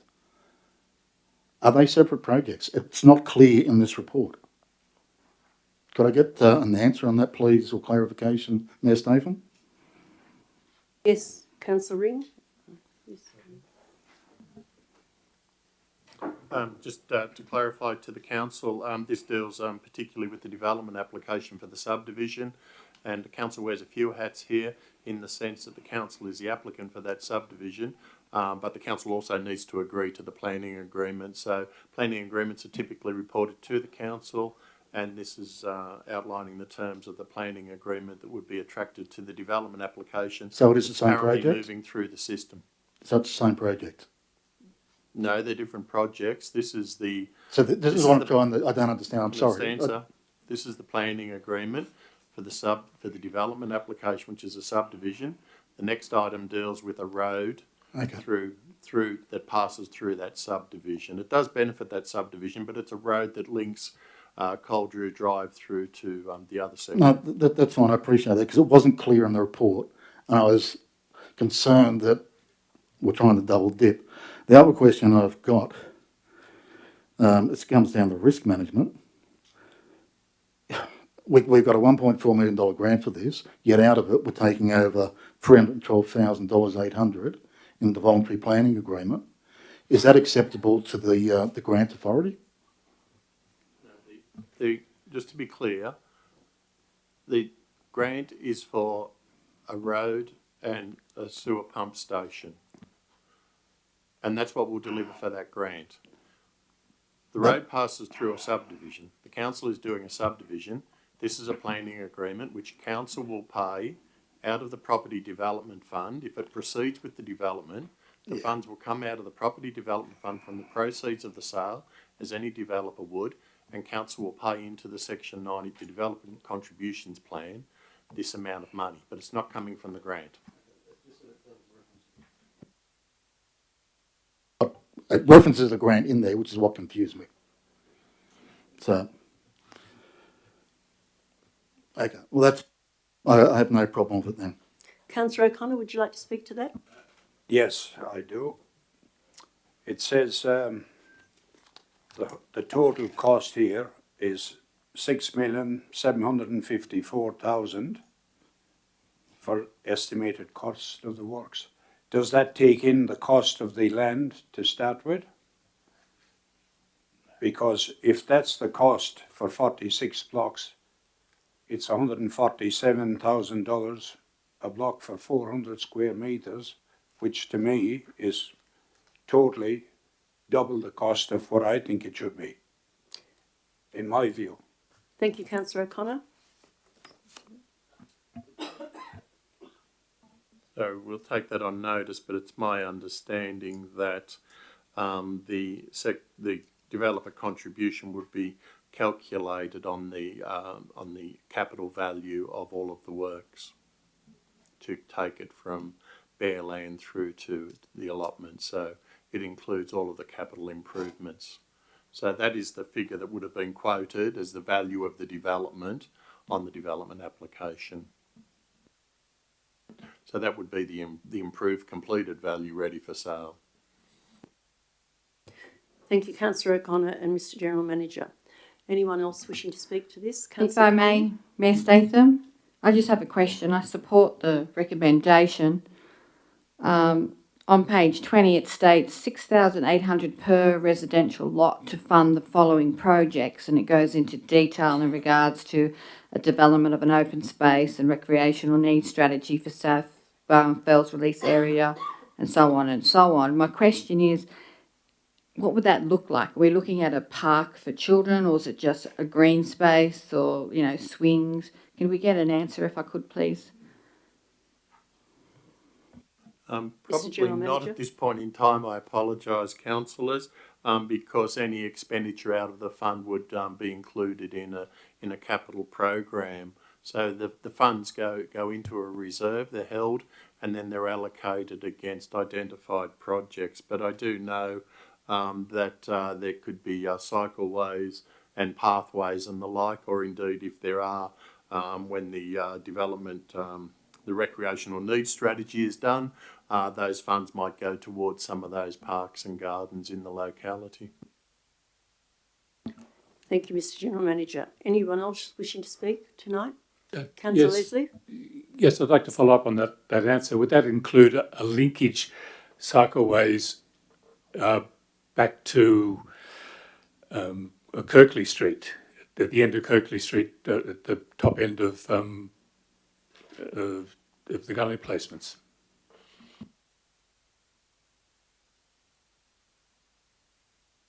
We don't know. Mr Edgecombe? Sorry, Mayor Statham. We don't know exactly what projects might be included, but an open space and recreational needs strategy takes into account community sentiment and views, and also the views of the council. Everybody gets a say in how those are developed. So what the priorities are, we're not exactly sure, but it will be a consultative process. Thank you, Mr Edgecombe. Anyone else wishing to speak? Right of reply, Councillor Ring. No, just put it to the vote now. All those in favour say aye. Against? Unanimous, thank you. Yes, I'll have a division, thank you. So Councillor Bryce, Councillor Goodwin, Councillor O'Connor, Marnie, McGee, Leslie, Ring and Coleman and Statham, thank you.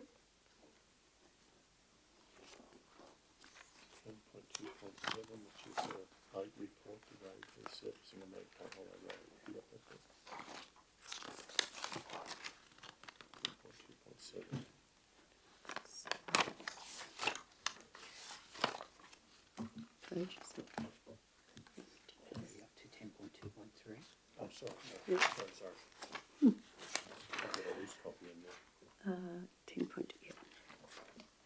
10.2.3 DA 154-23 alterations and additions to the Lithgow Basketball Stadium. I'll move this. I'll second it. Councillor Bryce. Councillor Goodwin seconded. Councillor Bryce. At a recent sports committee meeting, the basketballers talked about how their competition has grown. They've got over 300 players, is that? Yep. They have now women's comp. They had the Indigenous round there over several weeks. And so as this basketball is growing in Lithgow, we need to make sure that we meet the needs of that sports. So I think this is a no-brainer, approving this DA. The only thing I'd like to add is there is no disabled toilets at the basketball stadium. So there's something that we really need to look at.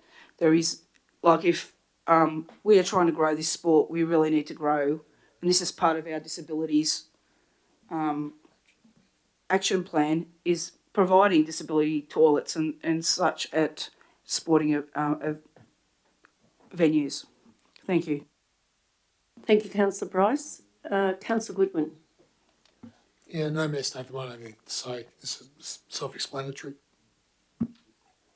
Thank you, Councillor Goodwin. Anyone else wishing to speak? Councillor Coleman. Please, Mayor Statham, in regards to the report, I have no issues with the recommendation and I support the basketball, and I was at the Sports Advisory Committee as well, and yes, it is growing. But it states in this report that one existing car space will be removed. However, it's considered that substantial parking already exists on the site in the locality.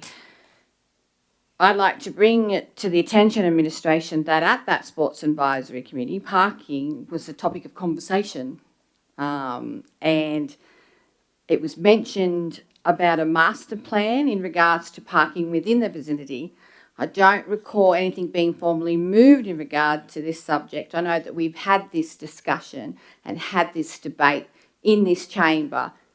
So I'm wondering if we could have either something from the administration in regards to that, in regards to a report around that matter, or I'll just bring a notice of motion forward to the next council meeting. Mr Edgecombe, thank you.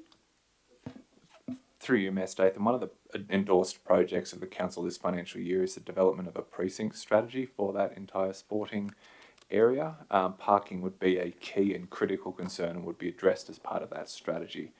It's envisaged that we deal with this as a holistic problem in the area, not just for basketball, but for the aquatic centre, for cricket, and all of the other sporting users. So it is indeed on the horizon and is part of the scope for the delivery of that project. And once it's complete, obviously a report would be forthcoming to the council for consideration. Thank you, Mr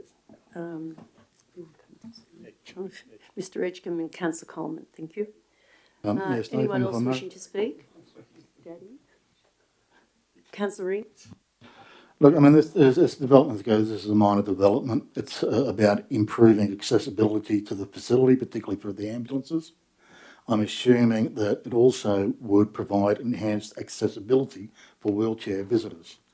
I'd just like clarification with respect to the shared space on sheet 2B2. I'm assuming that this is the car parking space that's been sacrificed to increase the width of the two disability parking spots. I would just like clarification on that if I could, through the administration. Mr Edgecombe, thank you. I don't exactly have the plans in front of me, but that's a question we can take on notice and provide a response to the council tomorrow. That's fine. Look, I'm fairly certain that's what it is, but the term shared space just throws me. So if you can clarify. Sorry, Councillor Ring, I'll give you a buzz in the morning. We'll talk about it in more detail. I'll get an answer to all councillors. Yeah, no, I appreciate that, mate. And Mr Edgecombe. Anyone else wishing to speak? Right of Yes, reply. Sorry, thank you, Councillor Mayor Marnie. Statham. Just a couple of quick points. Just firstly, it's great to see one of our sporting associations leading the way on a matter we talked to earlier on about accessibility, and I support all the comments from the councillors. I appreciate Mr Edgecombe's and the council administration's commitment to that precinct master plan. We do have a number of sports that are on the ascendancy in that immediate precinct, and the need for parking there is a significant issue. Sports are going in quite different directions in our local area at the moment, but the more we can build this community infrastructure and support it when it's delivered through individuals like Mr Marjoram. So overall, I just think it's a really good proposal. It's a relatively small body of work, but it provides that accessibility. So congratulations to them on their work. Thank you, Councillor Marnie. Thank you. Right of reply.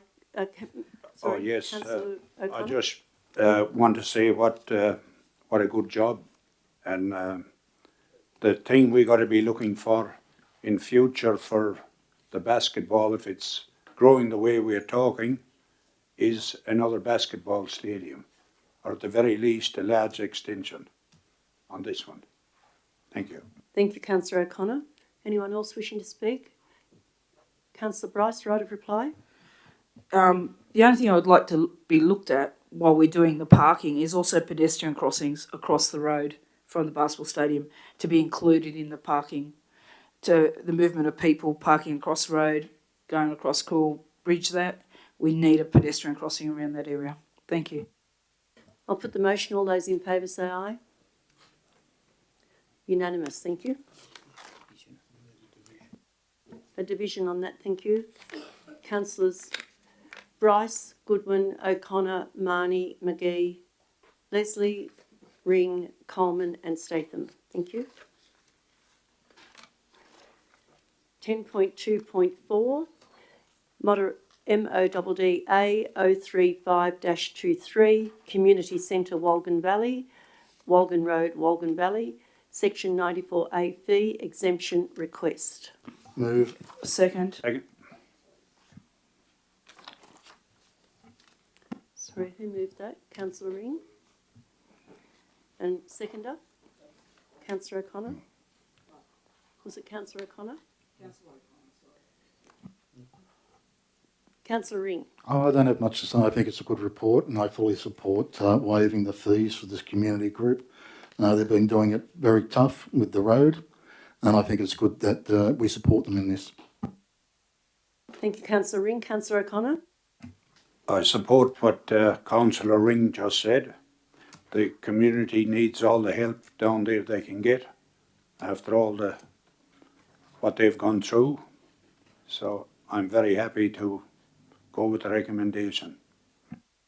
Thank you, Councillor O'Connor. Anyone else wishing to speak? If I may, Mayor Statham. Councillor Coleman? Yes, I support the community as well. They have done it tough, and I support the recommendation. Do we have an update on the road? Can that be given at this time? No? That'd be great. Thank you. Thank you, Councillor Coleman. Do we have an Anyone else? update on the helicopters?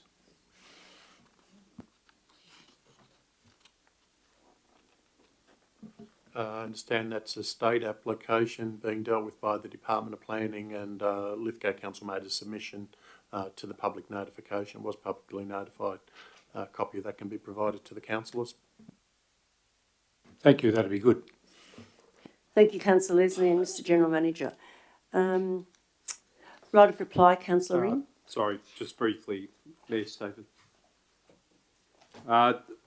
Just wanted to say in the same principles when we were talking to the Country Women's Association, the net value in community services that will come out of here will well exceed that $13,974. So it's the right principled decision, and I appreciate the report coming from staff recommending that. So thank you. Councillor Bryce? It's great to see this hall coming ahead. It's not only going to serve as a community hall for community events, but also a disaster hall in case of natural disasters, which they face quite often down there with fires and floods and everything else. So I'm very happy to see this happening and us waiving the fees for this hall. Thank you, Councillor Bryce. Anyone else wishing to speak? Right of reply, Councillor Ring. Yes, I was Deputy Mayor during the 2019 fire season and met with the residents down there. Post and prior the meeting, council organised with the residents. And during a severe fire experience, they are trapped in that valley. And that fire caused a hell of a lot of stress for the residents. They had limited support. In fact, when the road was closed and they were trapped there, they had one vehicle from National Parks, just a Toyota Ute with a spray unit on the back. That was it. They were on their own. This will provide them with somewhere secure to go to in the event they are trapped again. I think, yes, it's a good outcome for the community. Thank you, Councillor Ring. I'll put the motion. All those in favour say aye. Unanimous, thank you. A division is required. Councillor Bryce, Councillor Goodwin, Councillor O'Connor, Councillor Marnie, Councillor Coleman, Councillor Ring, Councillor Leslie and Councillor McGee, Councillor Statham, thank you. 10.2.5, Tender Peachtree Road Capital Works Project. Can I have somebody move this, thank you? Happy to do so. Happy the second. Thank you, Councillor O'Connor. Thank you, Councillor Ring. Councillor O'Connor. Yep. This is a good piece of infrastructure to put in, because to get a grader down there, you've got to go into Blackheath at the moment, all the ways down. It's an hour and a half travel for anything to be done there. And it's dangerous, so very happy to see it being done and sealed. Thank you. Thank you, Councillor O'Connor. Councillor Ring. Sorry, I concur with Councillor O'Connor. I have nothing else to add to it. Yeah, I'd like to speak to it as well. Councillor Marnie. One of the points I particularly appreciate, and Councillor O'Connor's touched on, and I have spoken to this issue in the past about how we use our contracted services, particularly in our more remote locations. So from a value for money, very good bit of thinking there. So, and, you know, applaud what's gone on there. The only other thing, obviously, I'm also pleased about the fact that we're getting so much local content in our contractors and appreciating that local preference component of the procurement policy, which is something that I was particularly keen on, is providing the results we're looking for. The only very minor issue, if I could ask, be considered is, I know from landholders down there's been an ongoing issue with African lovegrass in the drainage system, which is then moving into the pastures. If there could be some pre-treatment around the drainage exit points, just to try and avoid that migration of that particular wheatgrass into their pastures. Marnie? Anybody else wishing to speak? Yes, please. Councillor Coleman? Yes, thanks, Mayor Statham. Look, I'm always pleased to see our country roads being sealed. It ensures the safety of our residents while they're travelling through the district. I do notice that Gracie's earth moving is being provided with the contract, and then I noticed that in the second report it's the same company again.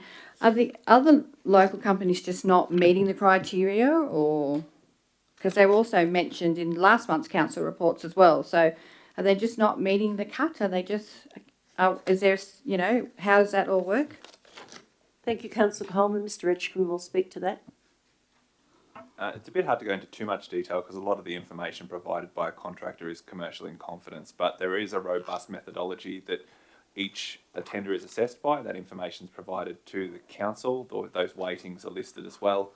And if there's any further detail required, we can go into specifics at a future information session. That'd be great. Thank you. Thank you, Mr Edgecombe and Councillor Coleman. Anyone else wishing to speak? Right of reply, Councillor O'Connor. No, I'm fine, thank you. I'll put the motion. All those in favour say aye. Unanimous, thank you.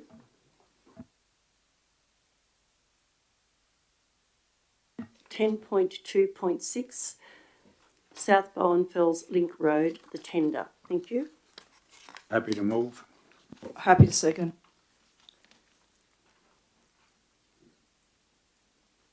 Thank you, Councillor O'Connor and Councillor Bryce. Councillor O'Connor? Yes, we approved this at the last meeting for $650,000 or whatever. Now it's 1.2 million, and it's only 50 metres longer, but because there's a retaining wall going there, 200 metres long, that would be the and quite possibly more drainage, because now the road has been moved to the houses and the blocks, have been moved. So that would explain the hike in the rate, I hope. Thank you. Thank you, Councillor O'Connor. The General Manager would like to speak on that. Thank you. Yeah, through you, Mayor, thank you. Yeah, and Councillor Connor, and just to put on the public record, that's correct, your summary there. So what we're looking to do here is facilitate residential lot delivery in the city. And to achieve that, we were successful in winning funding, which will fund, as I said earlier in the meeting, a sewer treatment plant, pumping station improvements, but also a new link road, which will ultimately allow vehicles to come out at a new signalised intersection near the hospital. So the objective is to deliver additional lots. To honour that grant, we have to have the road and the sewer pump station embellishments done by early next year. So we ran the tender in parallel with the development application, which Council is conducting and running through the DA process now. But what became apparent was that during the course of assessment of that application, there was merit in moving the lots to the opposite side of the road. That then caused those lots to drain onto the road, so that attracted the need for more drainage. We also are increasing, whilst we're doing a detention basin for the roadworks, we're increasing the detention basin to deal with that subdivision. And as you said, we're also building that retaining wall. So previously the project had been broken into 2 stages, but what we're doing now, whilst we're in and doing this road with that larger drainage area, we're also putting in the retaining wall and the detention basin. So we're converging the 2 stages that were previously pulled apart, and that's why it's now a $1.2 million project. The costs were always there in the project, but they were just in different stages. So I hope that clarifies. Thank you, Mr General Manager. Councillor Bryce? Anyone else wishing to speak? Councillor Ring? Yeah, just further questions to the General Manager.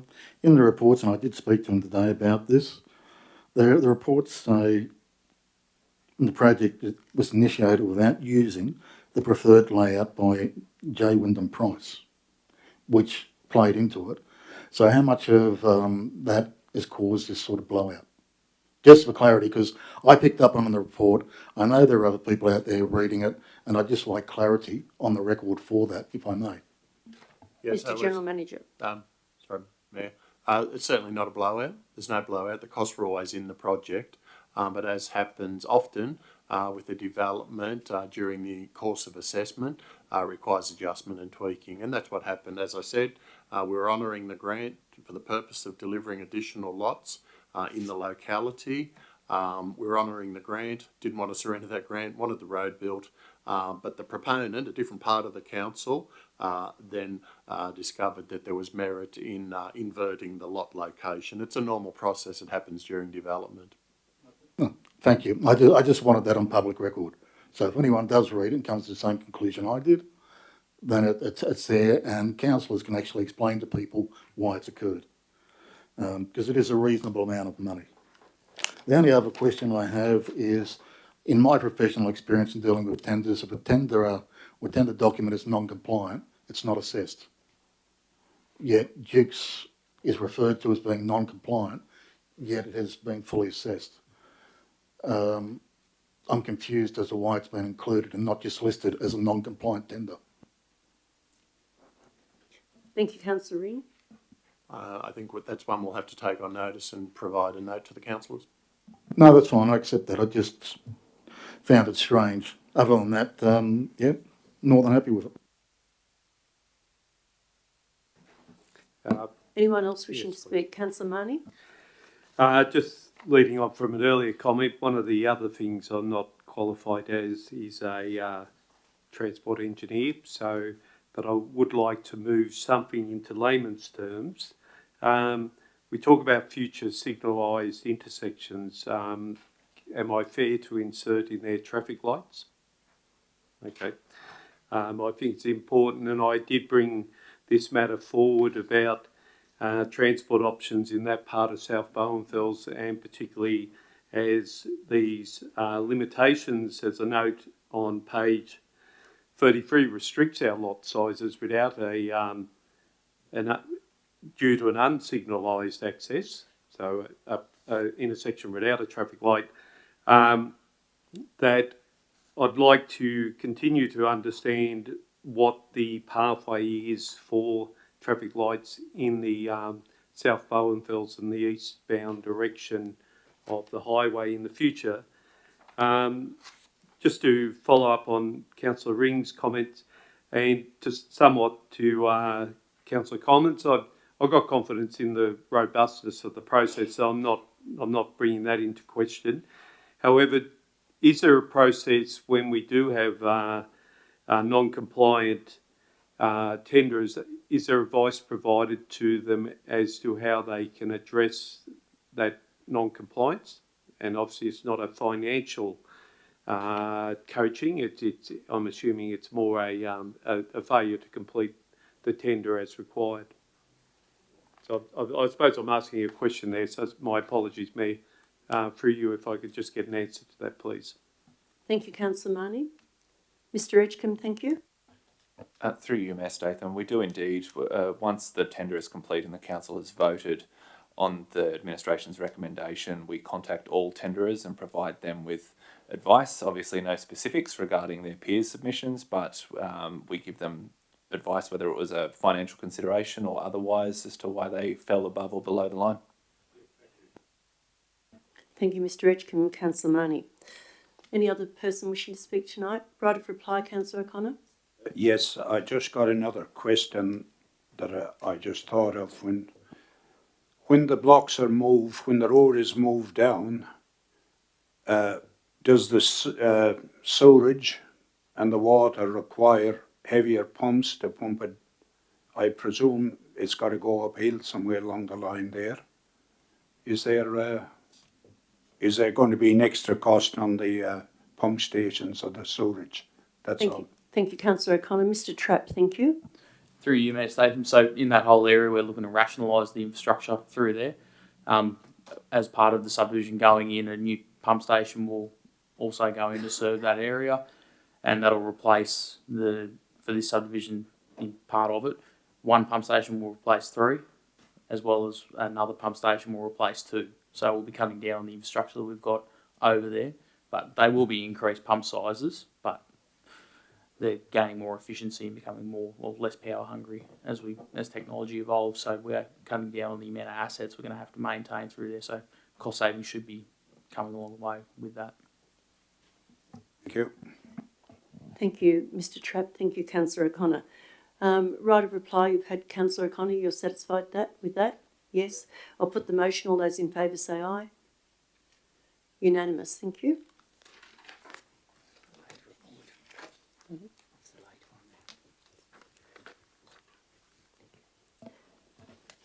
10.27, late report, road surfacing of Magpie Hollow Road. Can I have somebody move? Happy to move. Happy to second. Councillor Ring and Councillor Bryce. Look, I think it's a good report. It's a good outcome for the community, the council, and Energy Australia. I fully support it. Thank you, Councillor Ring. Councillor Bryce. It's good to see Energy Australia supporting the local community and paying for the road to be fixed over the dam. It's a good outcome. Thank you, Councillor Bryce. Anybody else wishing to speak? Councillor Leslie. Yes, I just hope this work. I've got no problems with it as such, but I hope this won't delay the essential work on Canimbla Drive, which is now virtually impassable. Thank you, Councillor Leslie. Councillor O'Connor. Yes, I think this is a very good bit of work. It needs sealing that going over the dam, so once the Commission is paying for it, it's a very good outcome. Thank you. Thank you, Councillor O'Connor. Anyone else wishing to speak? Yes, so if I Coleman? could please, Mayor Statham, look, I support the recommendation. It's great to see Energy Australia stepping up and providing the funds for Magpie Hollow Road. I don't have a question in regards to this, but can we get a answer back on Brown Gaps Road? Do we know where that's at? Well, that's a different issue. You can ask that perhaps after the meeting, Councillor Coleman. I'll bring it up in urgent business then. Thank you. Anybody else wishing to speak? Right of reply, Councillor Ring. Yeah, the purpose of this works, as I understand it, is deterioration of the road over the dam wall.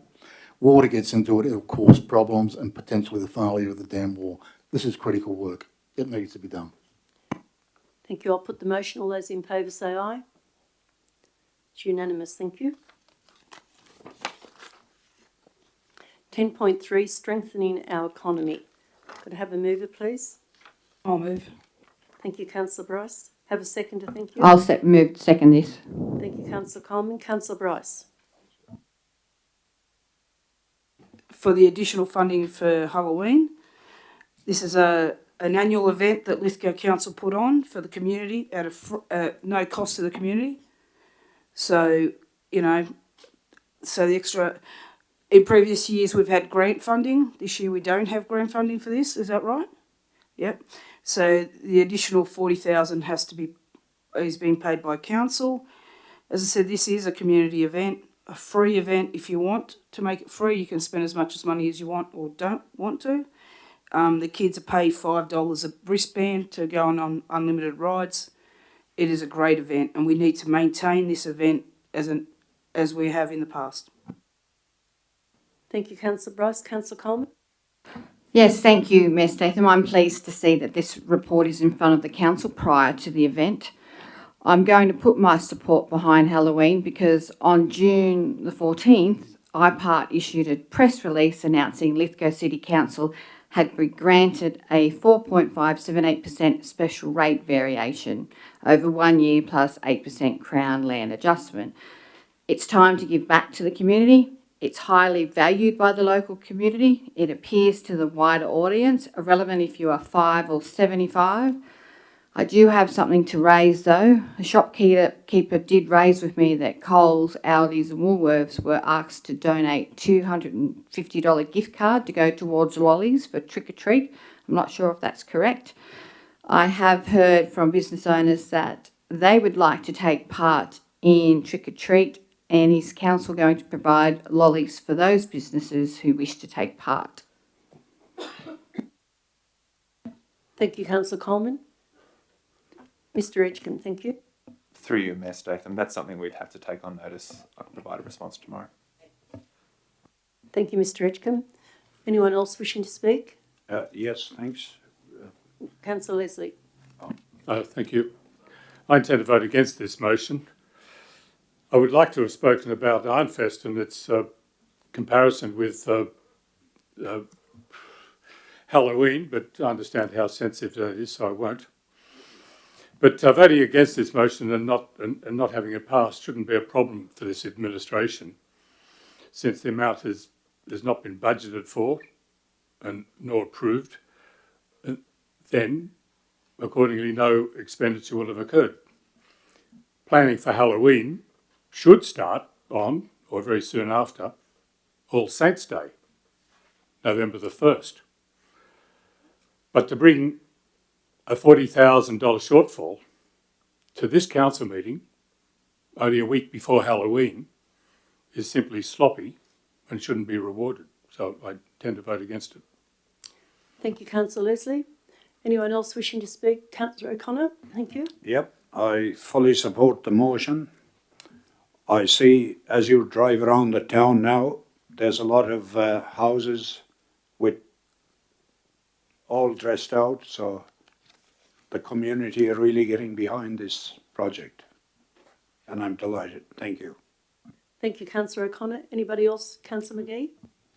Yes, I'd like to say I support the Halloween budget increase. It's being funded by the related management salary savings to do this, and it came about because the government no longer gives us a grant to assist us with these sort of public endeavours, you know, which are good for our community.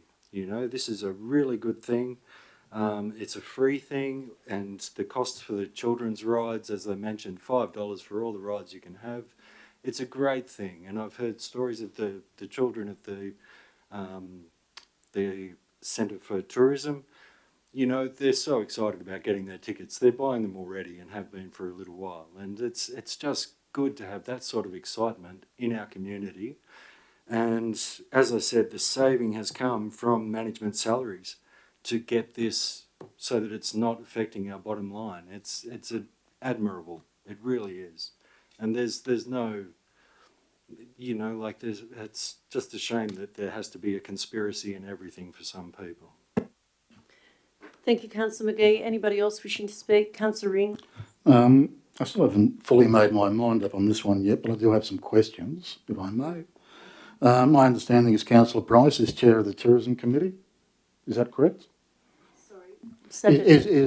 My understanding is Councillor Bryce is chair of the Tourism Committee. No, I am, Councillor Okay, well Ring. then I'll ask all the questions for you then. Absolutely.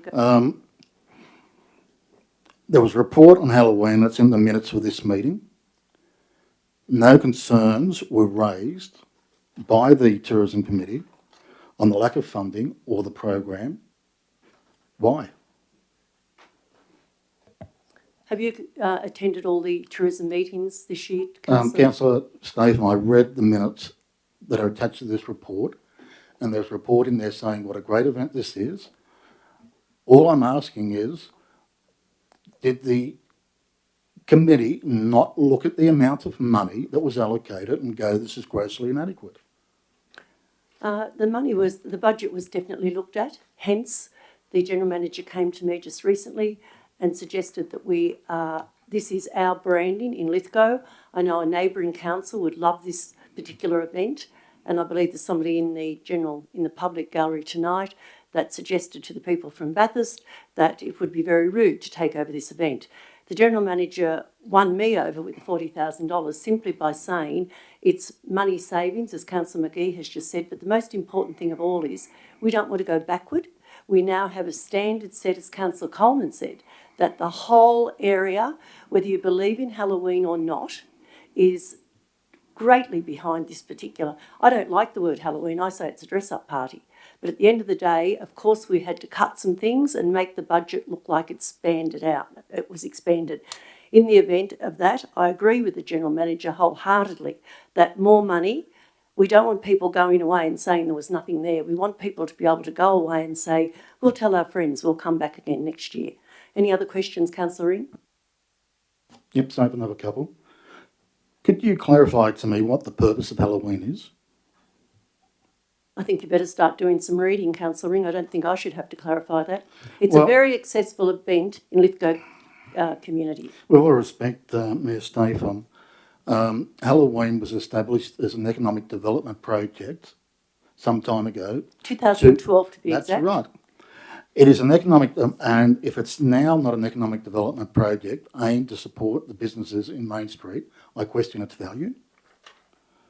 I'd also like to know what the $40,000 is going to be spent on. That's my next question. Well, number one is a business association, and I realise you're a member of that. Are you prepared to give things to help, money to help the lollies that the people in the Main Street would like? How do we know now that that $40,000 isn't going to be distributed in many ways, including other rides? But if you would like a report on that, I think Mr Edgecombe will be back. He's been back today after a short break. He will give you a complete readout of what that money is going to be spent on. Could you do that, please, Mr Edgecombe? I'll just reference. Or would you like to reference that now? It's just referenced in the report that the $40,000 thought will be it was used as to well. help with the fixed costs of marketing, safety services, and traffic and parking, which are all necessary regardless of whether if the event is to proceed. I appreciate that. However, last year, which was the only year I believe there was a significant grant to run this event, there was $140,000 and $40,000 was thrown in to it as well. So a benchmark has been set in past years of $120,000, $130,000, in addition to having staff funded. I fail to understand why a budget of only $100,000 was thrown at this at the beginning. So, on what I've been told, I can't support it. Thank you, Councillor Ring. Anybody else wishing to speak? Right of reply, Councillor Bryce. Councillor Marnie, would you please don't leave it until I say, right, I'm going to put the motion. You're definitely able to reply, but every comment tonight has been after. I'm sure you realise that, but I'm very happy to take your... I don't go in with pre-set patterns. Yes, I like to listen to people and then I like to speak. And so I'm polite. I'm happy to be more forthright in bringing my views forward. But anyway, if I can speak, that would be good. Yes, certainly. Okay. I just wanted to know the sponsorship for this. There's nothing in the report that actually recognises a sponsor, so I'm interested in that. If I could have an answer to that, please. Mr Edgecombe.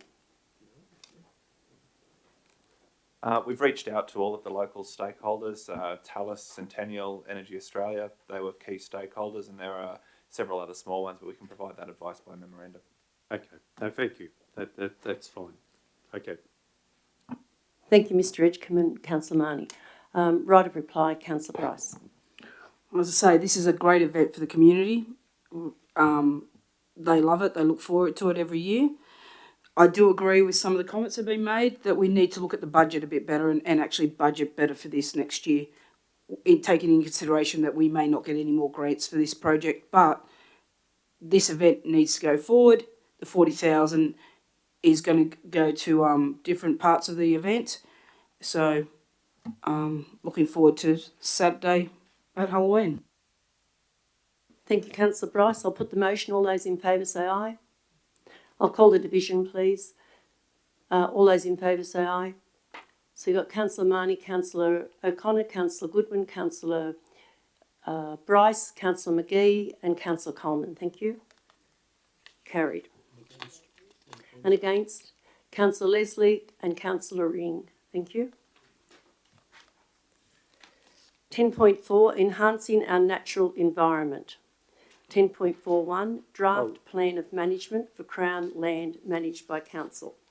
I'll move this so there's Thank you, no Councillor issues Marnie. with me I'll second it. coming in.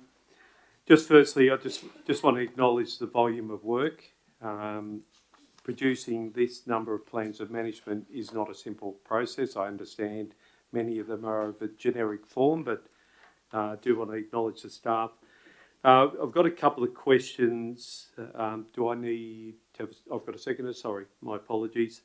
I'm happy to take this on notice, but we've noted that 73 Crown reserves we're responsible for, including 32 that have been devolved to council. Am I assuming that we're now the trust manager of those reserves? If I'm not in a position to have it answered, I'm happy to take it on notice. I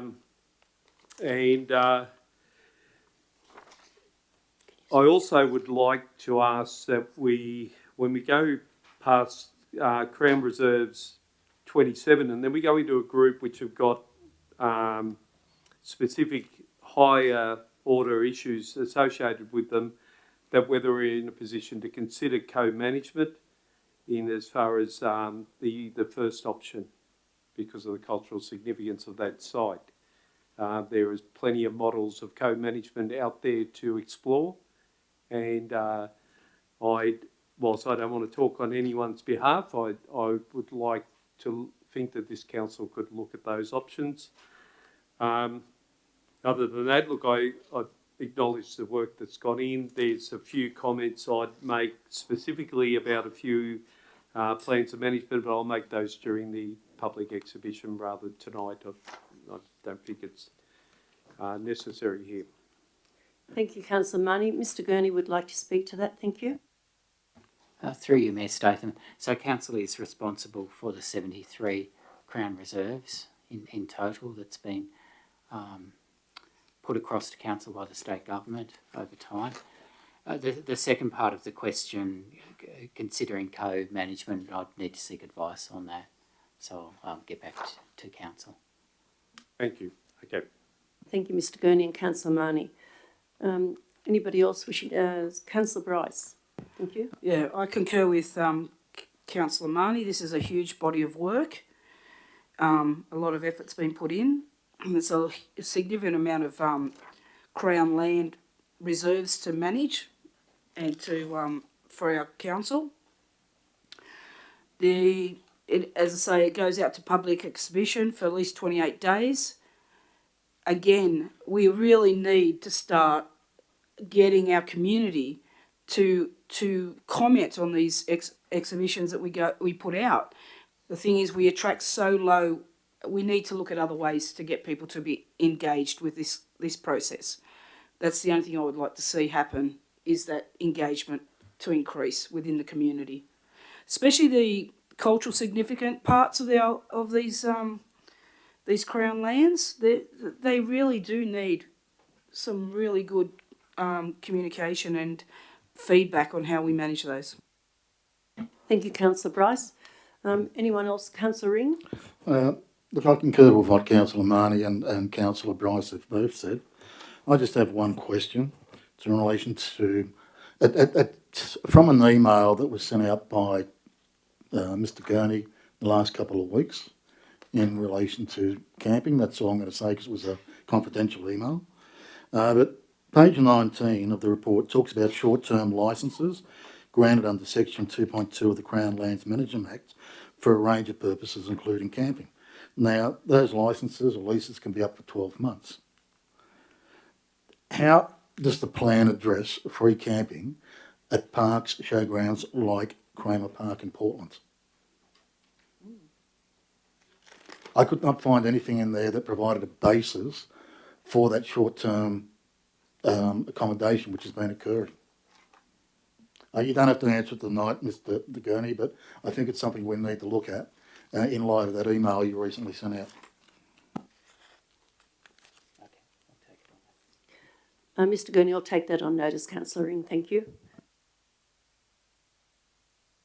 To speak tonight, Councillor O'Connor? Yep, I just want to comment about the Property and Legal Services Officer, the amount of work she's done for council and tidying up leases, tidying up all these type things is fantastic.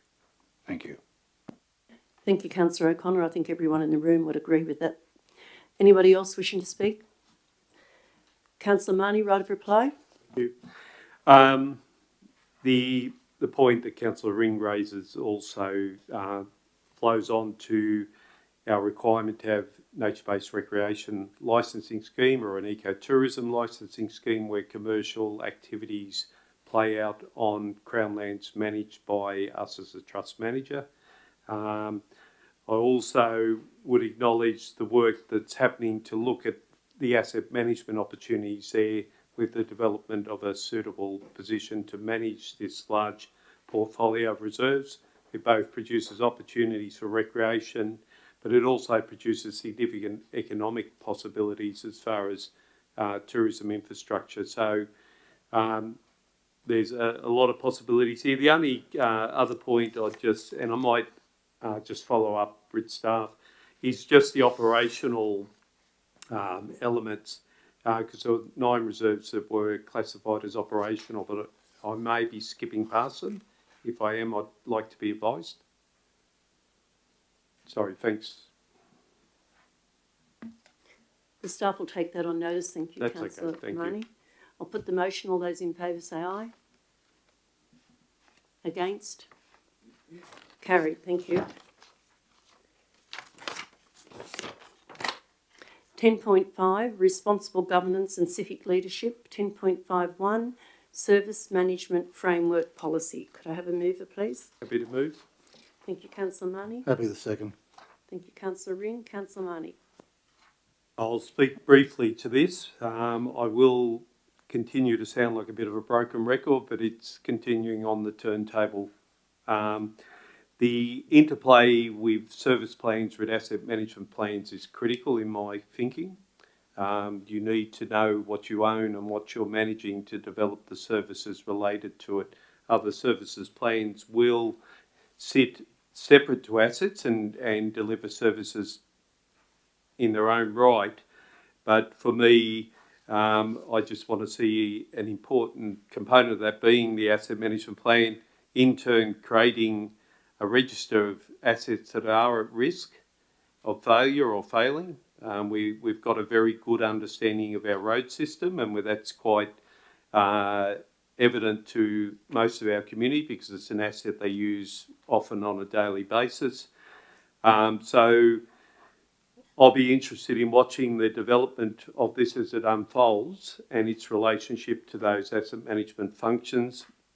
I note in the percentages of the community consultation and feedback, in my reading of that, all related to services. And so there's a strong focus in our community when they are responding to us about this, that they're very interested in our service level. So it's an important body of work, and I do thank the council for applying the funds and the focus on this, but I would ask that it has a clear interplay with the asset management plans. Thank you, Councillor Marnie. Councillor Ring? In principle, I support it, but I have a question for you to the administration. On page 9 of Lithgow City Council rating view, it stated that there is a structural annual shortfall in council's general revenues of 6.018 million at existing agreed levels of service. Will this work build on those agreed service levels, or is it new work? And could we get copies of all the existing agreed service levels? Mr Gurney will speak to that. Councillor Ring? Through you, Mayor Statham. I'd probably have to answer part of that as a question on notice with the to reference where that information was gathered from. But this is new work to define service plans specifically. Thank you. I'll email you the question tomorrow. But other than that, I fully support it. We do need to have those service levels. It's something that was banged on a lot in the last council. It does reflect to asset management because, yes, it's nice for the council when we do the integrated planning. It's nice to have feedback from the community and what they want, but at the end of the day, when we're allocating funds to roads, it needs to be on an asset-based assessment. Same with all assets or infrastructure. But yes, I think it is good work. Anyone else wishing to speak? Councillor O'Connor? Yep, I agree. This is good, very good for these services. So I'm very happy to go with the recommendation for the draft service management. Thank you. Thank you, Councillor O'Connor. Councillor Bright? It's a great report, and I see this lending itself into what Councillor Marnie has been going on for a while about the asset management, and hopefully this will lead to the asset management plans that Councillor Marnie has been requesting for such a long time. Thanks. Thank you, Councillor Bryce. Anyone else wishing to speak? Right of reply, Councillor Marnie? Just briefly, this will come out to play again next month as the floodplain risk management plan comes in front of us. Again, we will find ourselves looking at those vulnerabilities in our asset systems, and again, we will need to look at our response to that, and particularly around the free water services, stormwater, sewer, and drinking water, where they interplay with each other. We have significant risks to our community. That asset planning around that in response to that strategy, and in turn the service plan on how we're going to address those risks is a critical bit of thinking that we need to do. And I acknowledge that staff are working at that, so I'm not sitting here thinking that I'm just talking into the wind. But it is going to be a significant challenge facing us around this planning process. Thank you, Councillor Marnie. I'll put the motion. All those in favour say aye. Carried. Thank you.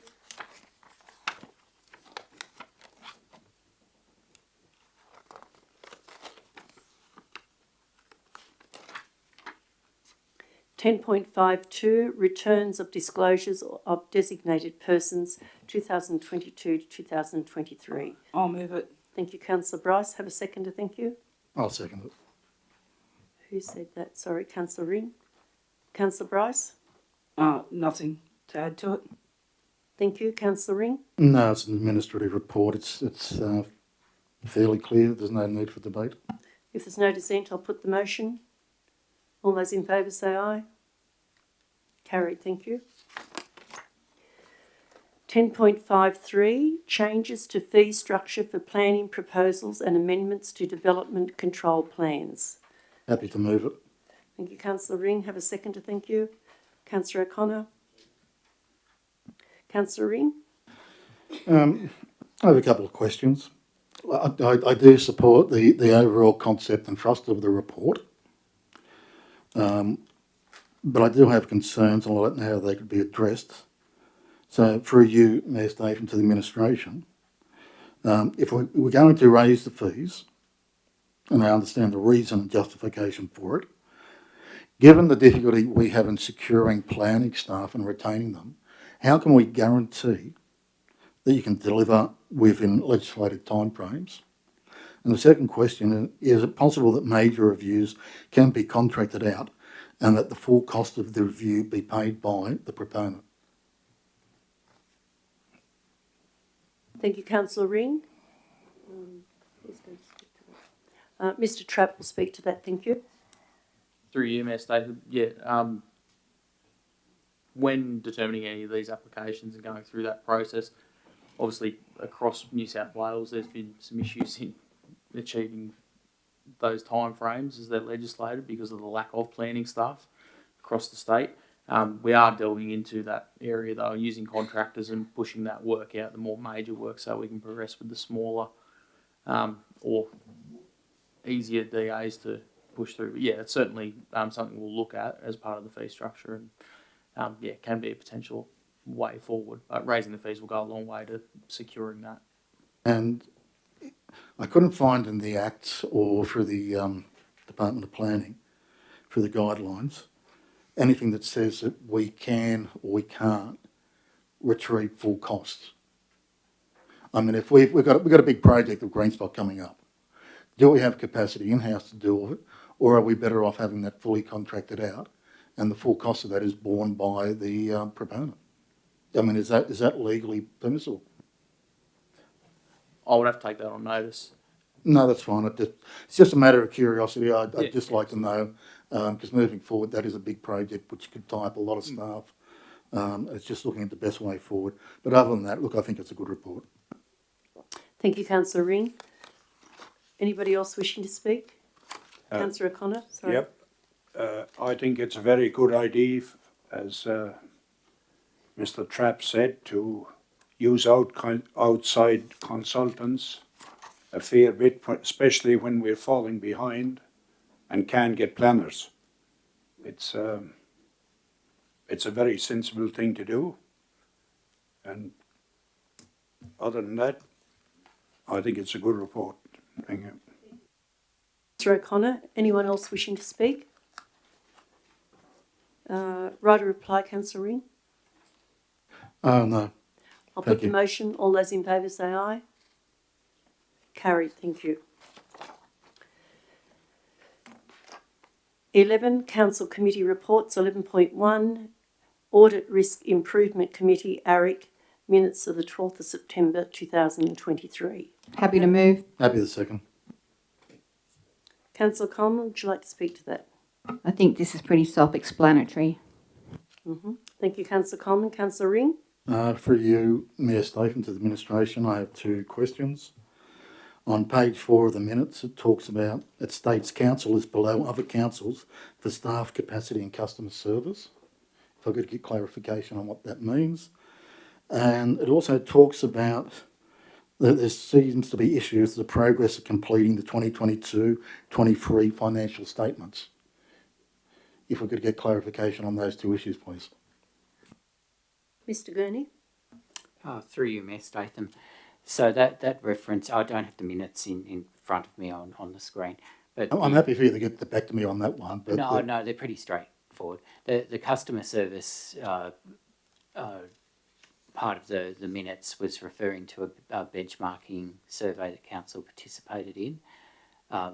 We participated in a mini program, and it being the first year that council had participated in that, just to get a feeling for it and whether we felt that it was good value. And being in a mini program means that we didn't receive a customised report comparing council to other councils, but just looking at the head count. It's difficult to compare between councils with customer service numbers because of the different tasks that are allocated to customer service in different councils. But it was really just to note that council's FTE was lower than the average. And we'll delve more into that. There has been some small increases to FTE with roles that are being recruited at the moment. The other part of the question about the financial statements, due to, at the request of the auditors and due to council's finance team still being short and just having quite a few new staff, we requested an extension to the financial statements, and that in the last few days has been granted as approved by the Office of Local Government. We're aiming to have the financial statements completed by the end of November.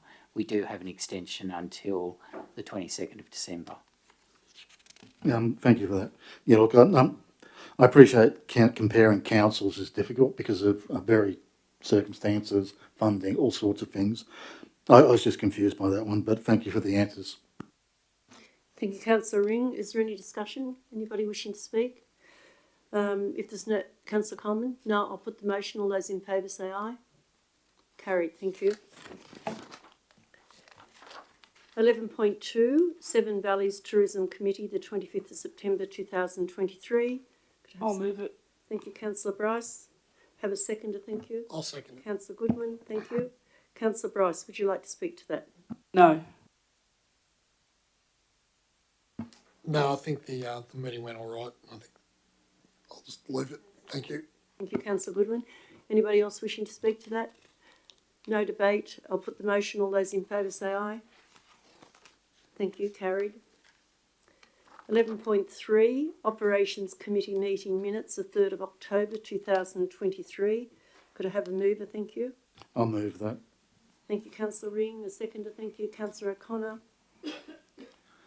Councillor Ring, would you like to speak to that? Look, I'm going to vote for this, but there are two items. Item 7.3, project update report. There are numerous errors in that, and we ought to have received an updated report.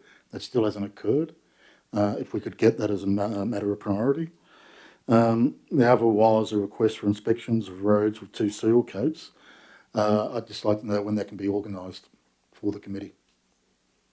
I'm happy for Mr Edgecombe to get back to me tomorrow. Through you, Mayor Statham. What was that second one? Sorry, Councillor. There was a request, and it's minuted, for inspections of roads with two seal coats to be organised for the committee to go and assess, particularly roads over 5 years old, to see how they've stood up over that period of time. Right, I don't have any further information as I wasn't there, but I'll take it on notice and get some information. Yeah, no, that's fine. Thank you, Mr Edgecombe. Thank you, Councillor Ring. Councillor O'Connor. Yep, I just go with what Councillor Ring said. It's all here. Thanks. Anyone else wishing to speak? Councillor Coleman. Yes, thanks, Mayor Statham. In the minutes, meeting 3rd of October 2023, page 7, down the bottom, it states, the General Manager also provided information in relation to Brown Gap Road closure and the works that are going to be taking place when funding is received and EPAR approval is granted. Can we get an update on the Brown Gaps Road? And can someone please explain to me what EPAR means? Thank you, Councillor Coleman. Mr General Manager, or Mr Edgecombe, thank you. EPA approval reflects the Transport for New South Wales natural disaster funding approvals. It stands for Essential Public Asset. So we make application for this second tranche of funding, which needs to be approved by Transport for New South Wales. The due date for those applications is finalised this week. That's where the project's kind of stalled. We need to make sure that applications submitted through to Transport for New South Wales in full, including all of the detail regarding slope stability and otherwise, that they require to make an assessment of Council's request for funding, which is several $1 million to get that slope stability complete. We've also requested upfront funding so that we can get the work started as quickly as possible, and we're awaiting feedback on our application for that funding.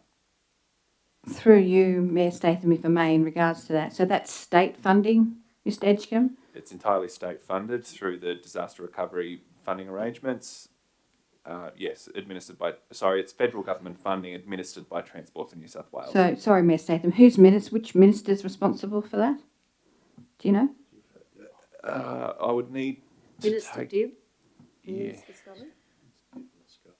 We've already visited them, Councillor Coleman. So are you going back, Mayor Statham? Mr General Manager might like to speak to that after a conversation. So.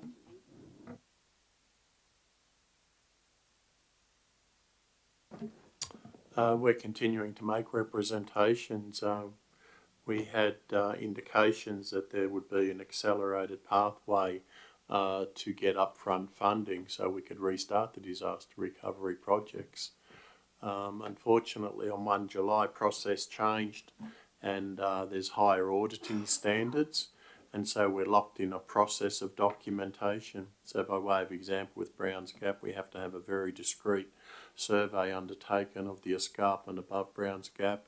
That all has to be geo-plotted, and it has to be defined that we'll clear that area and we'll clear that area, we won't touch that area, we'll move that rock and the like. It's an inordinate amount of work, and we continue to make representations that we know what we're doing and trust us and give us the money and let us get on with the project. So we haven't stopped making representations, but like the Northern Rivers and our peers across the Central West, we're all in a big process, which is burdensome. And we apologise to the community because we want to get started on the projects, and we've got the contractors ready to go to start on those projects. Mr Statham, can I ask a question? Yes, certainly, Councillor Green. It's my understanding that you went down to Sydney and met with the ministers. Did I hear you say at some point that you we're in a handshake deal with one of the ministers or a couple of the ministers that 2 of the ministers and Chris Minns' new private secretary in said that front they of would Member Paul Toole and the General Manager. and they would expedite this They were as to soon as expedite it, yes. and that hasn't happened. And I also spoke to the Treasurer. Yes, it's fairly shameful, but we don't want to get into politics, but certainly Sorry. thank you, Councillor Goodwin, for that. Thank you. That question, because it is troublesome. We want to get on with this, irrespective of what government is in power. We've got contractors out there not knowing whether to take on other work, whether to hang and wait till we get the money. You know, we've got to, if we don't get paid, we can't pay other people that are our local contractors or visiting contractors. This is a shocking process. It's criminal. We've got the weather to go ahead and do all this work, and now we've got nothing. So again today I've mentioned to the General Manager, as I do on most occasions, is that correct? Every day. Every day. It's Brownsgap Road, it's Walgan Road, it's Glen Ellis Road, it's Glen Davis Road, it's actually Sunny Corner Road. There's so many roads in our area that are a pathetic disgrace, and we can't, because of the disasters, and we're locked in. So I hope everybody understands that, and I'm sorry, and I won't apologise. I'd like to speak to this. I do note that the payment schedule design was developed under the previous government. I hope you are bringing those shameful comments to the local member to explain to him how did a government establish a system that would bring regional councils into financial hardship. So I'm happy for you to be robust with your commentary to either side of government and perhaps place that question back to some of the representatives of the previous government, how they thought disaster recovery funding would work with small regional councils' incomes. I don't have a problem doing that, Councillor Marnie, but my big problem is we sat in an office for a very long time. They were terrific. They listened to us. We told them we were nearly on our knees. We almost went insolvent because we spent 13 million of our own money. We now have that back. But what my real concern is, irrespective of who has done this, the latest on that issue, so that you know exactly what occurred, was that which we kept. And if I shake someone's hand, I don't care if it's this government, last government, or the what government before, they looked me in the eye. They told us that we would, in 10 working days, you will have the 13 point whatever it was $million. So I counted every day down. How many weeks later did we get that? Many, many weeks later. They also said at the end of that session, at the end of that promise, and it was a promise, that in 10 working days after you receive that 13 million, we will pay you X amount of money. We want the money. I don't care who the government is. We have got residents so concerned, they're in tears on the phone. We have to be respectful to their wishes. We can't give them an answer. So irrespective of the government, and then I met the Treasurer and I told him what was occurring. Is that correct, Mr. General Manager? Right. And he was fantastic. He said, we will look at this. I said, go into the 2 ministers now, Scully and Ebid, and talk to them. This is what they promised us. The infrastructure man, who apparently had another portfolio that has become Mr. Minns' secretary, was excellent. He said, I'll get this on the go. This will not be hard to do. We will get this happening. What's happening? Zero. Move on to the meeting now, thank you. Can I talk? Yeah. Yes, Councillor Bright. Seems like everything is that we've had, what I gather from everything is that we've had additional information required for each application that we make. Is this correct? More surveying, more geo work, more stuff like that we need to include in a more robust. This is operational question, which is good. So I would like either Mr. Edgecombe or or the General Manager to speak to that. Thank you. As the General Manager mentioned a second ago, it's correct that the information required of councils, particularly for this phase of work, this essential public asset work, is highly detailed. And the fact remains that we have an LGA of 4,500 square kilometres to manage, as well as this natural disaster recovery. So it's very difficult to balance those requirements, and at this point in time, the resourcing required to compile that detail is almost insurmountable. So hopefully moving forward, when we have more disasters, because we will, that we'll be better situation and a better position to understand what we require to get this money quicker. Is that correct? Because these have changed. These have been changes about this funding and how we get it and what's required to get it. Through you, Mayor Statham, it's my view that rather than pile more resources into councils to respond to a burdensome process, that we would review the process and make it more reasonable for regional and rural councils to manage. Thank you, Mr Edgecombe and Councillor Bryce. Anyone else wishing to speak on this? Right of reply, thank you. Councillor Ring? Yep. Party politics should be left downstairs outside the door. And at the end of the day, the last government, as Councillor Marnie said, set up this system. This government is currently reviewing all systems and they will change it. They will change all systems to put their mark on it. And I can tell you now, the most useful thing I was told when I first started in public service was verbal instruction is as good as the paper it's written on. Now, a handshake, sorry. But in this day and age, if it's not in paper, it doesn't happen.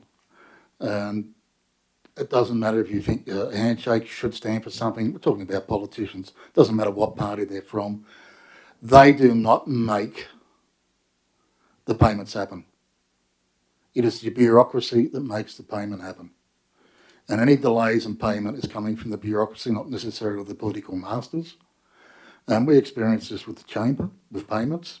In fact, we even got paid twice and we're trying to give the money back and we had a hell of a time trying to give it back. The bureaucracy can be more problematic than the government. And the government, like this council, cannot get involved in the operational issues.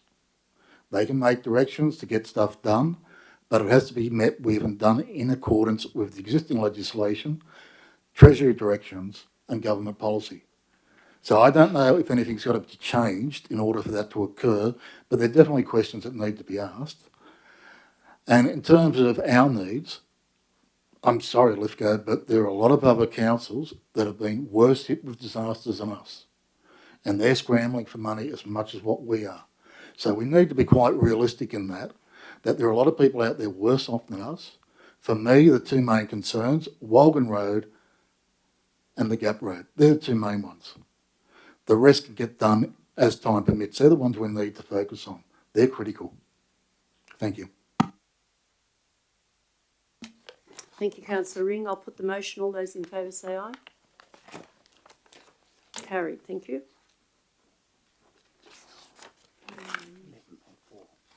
11.4. It's at the bottom. Yeah. 11.4. Community Development Minutes of the 10th of October 2023. Could I have a mover? Thank you. I'm happy to move this. I'll second. Thank you, Councillor Coleman. Thank you, Councillor Bryce. Councillor Coleman? I don't have much to add, but I am wondering about what's happening with the opera event at the Union Theatre on the 3rd and the 4th of November. My understanding is that ticket sales are quite slow. Where are we heading with this? Where is it at? Because there was budget allocated to this. Can we get an update, Mayor Statham, if you know anything more? I've requested an update from Mr Matthew Johnson early this morning via email, and I haven't read if there's a reply. I'm sorry. Oh, okay. The last email I received was that there was 71 tickets sold for both nights. So that's, 35 for Friday and 35 for Saturday. I don't know if that's correct. That was the last information I received. So I'm getting really concerned about this event. I'll take that on notice, Councillor Coleman, and there'll be a report given in the morning. Thank you. I'm a little bit disappointed with the opera and the lack of advertisement for this. I mean, we had the community development meeting, and then I got an email to my Gmail, my personal, which when I bought the tickets last time, is where the email I used to purchase my tickets. And after the community development meeting, I got the email to say, hey, the opera is happening. That email should have gone out 2 or 3 weeks prior to that. That is very disappointing. The fact it's not out there on Facebook, it's not out there in the community as it was last time, is a disappointment. And that's my point. You may recall, Councillor Coleman and Councillor Bryce, that I actually asked the gentleman involved with the organisation 2 things. One, I was never keen on the 2 nights. The other thing, of course, I asked for the previous lady, Kylie, that left. There was an excellent, huge amounts of information left with names, addresses, email addresses and contact numbers that I would have thought would have been looked at earlier on. And after me bringing that up at the meeting, as Councillor Bryce said, then we got word that night, which is just in the last not even 10 days, I don't think. So anybody else wishing to speak to this? Councillor McGee? Yeah, I think the opera is, it should be okay, you know, like I told my customers today in Lura, one of my customers, and they were very excited. They jumped straight online after I sent them the link. The upstairs on the Saturday night is completely booked out, and there's limited seating down on the floor for Saturday night. They only come back from, I think they're going to Victoria on the Saturday, so they can't go for Friday night, so we didn't check that. But there's no seating left upstairs in the mezzanine because I said it would be really cool because I'd like to sit up there, but I don't think we get seats up there or anyone, you know, like it's already gone. But I think it's very exciting, and I think if everyone stays a bit positive and gets it out there, and if they, you know, that mailing list and things like that, if the people that were there last time, because out of everyone that was there last time, 90% of the people were just rapt. They loved getting dressed up, and they all said, you know, like 9 out of 10 people had to say that they would come again. So if they're contacted and, you know, perhaps even give them a frequent flyer discount of 10% or something, if we are running short, to try and fill the Friday night. But I think stay positive and hold the course, and it'll be great. It'll work. Maybe buy one and get one free. Anyone else wishing to speak? No? Councillor Ring, right of reply? Sorry, Councillor Bryce, right of reply? I beg your pardon, Councillor Coleman. I am staying positive, Councillor McGee. I'm hoping that does sell. I do have concerns about the 2 nights. I think perhaps it should have just stuck to the Friday night. And I look forward to an updated memo tomorrow, Mayor Statham. Right, Councillor Coleman. Anybody else wishing to speak? If there's no dissent, I'll move the motion. Thank you. All those in favour? Thank you. Carried.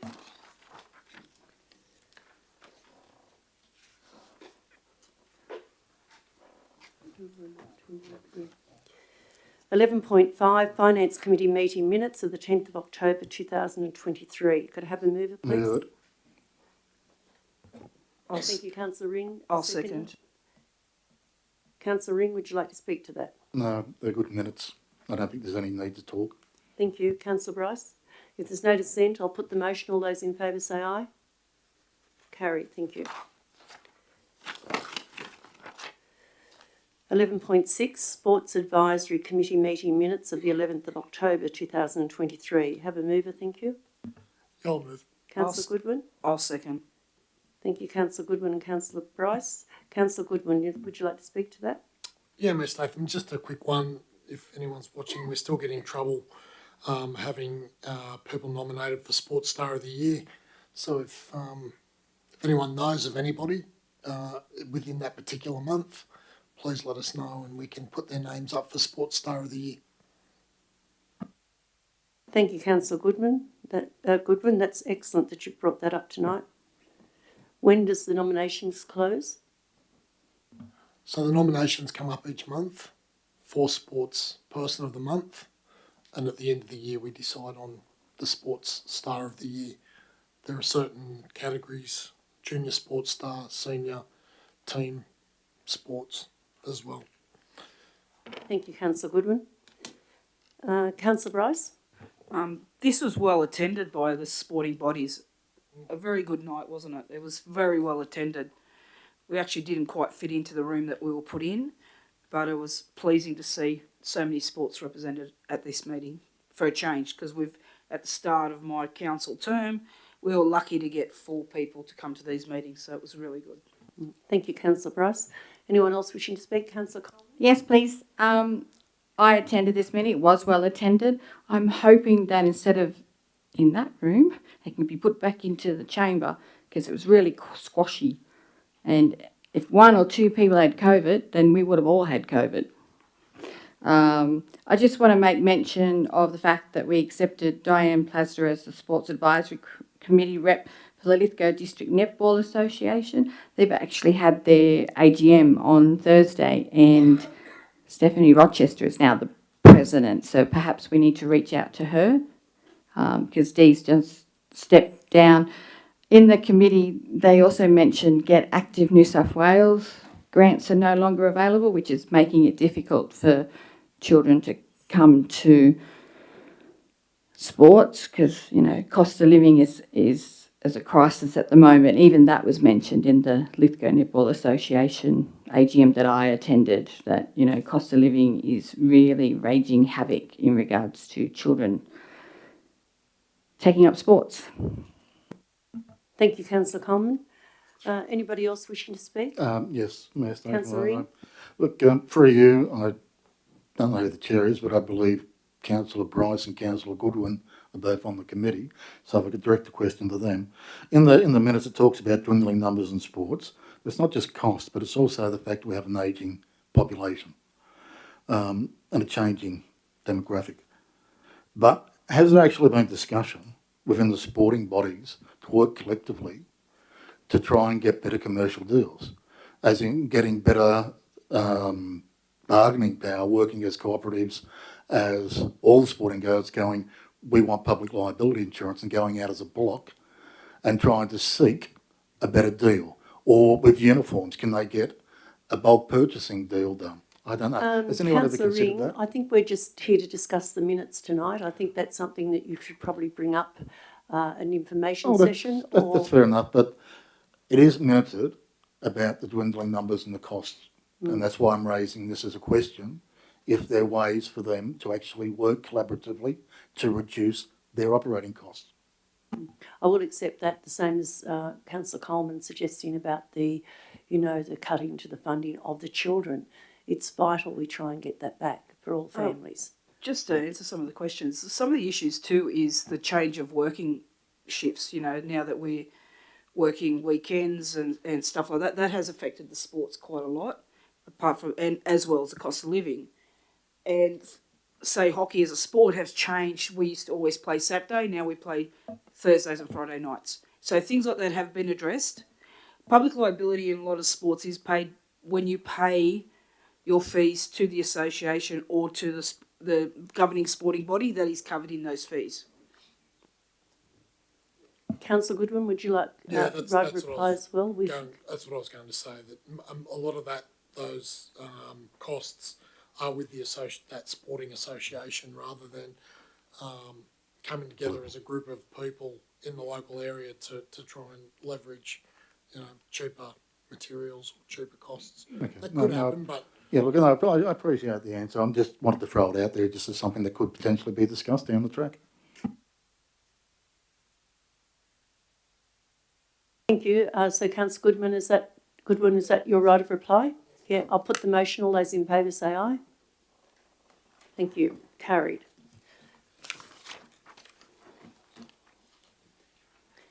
Matters of great urgency, business of great urgency. I have one, Mayor Statham. You and I have both received an email regarding the Portland Olympic pool and water charges. I need that raised. They said that there's a sewer usage on the water bill. It wasn't there before. They're quite concerned. They're even deciding that if this isn't dealt with, that they're going to ask the council to assume total responsibility for the pool operation in Portland. I don't know about you, but I don't want to see Portland lose the pool. I have spoken to the General Manager. He'll take that on notice and we'll get a report on that in the next very short That'd be great. As I've received 2 emails, Yes. you've been CC'd into them, Yes. I noticed. Yes, So I think it needs to be dealt with as soon as you possibly can, yes. if administratively, I find. I've got another one, if the staff, right? Yeah. Yes, yes. I should have brought it up in operations, but I'm sorry. I just realised that there's a proposed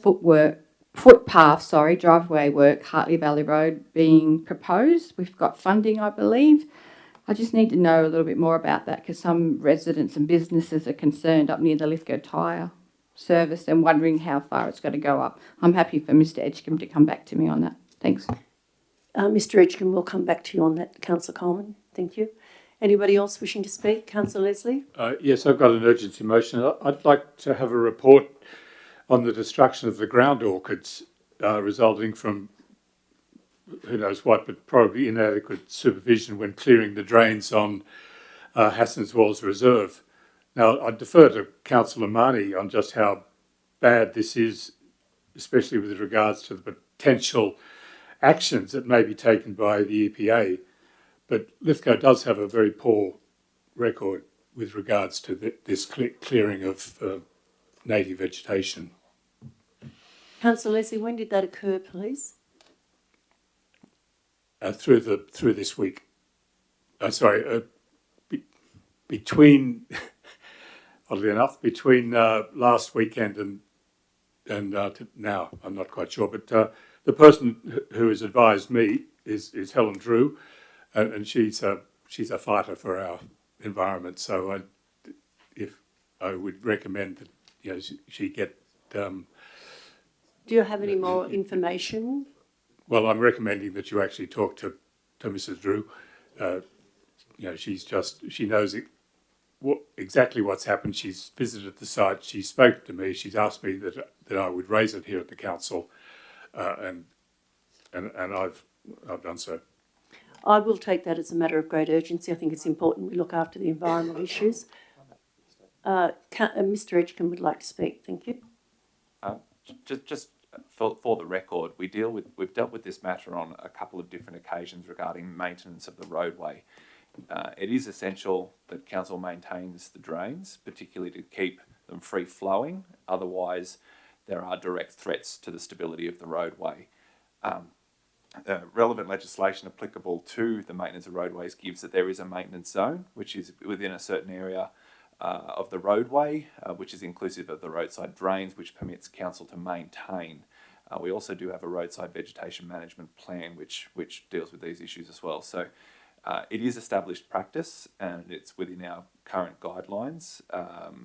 All the native vegetation outside of the roadway is absolutely preserved and no impact insofar as reasonably practicable. But I'll provide some further information to the council next week on what exactly occurred in this instance. I'll just make one brief comment. Just one moment, please, Yeah, Councillor sure. Marnie. Are you happy with that, Councillor Leslie? Yes, I think I am. All right, thank you.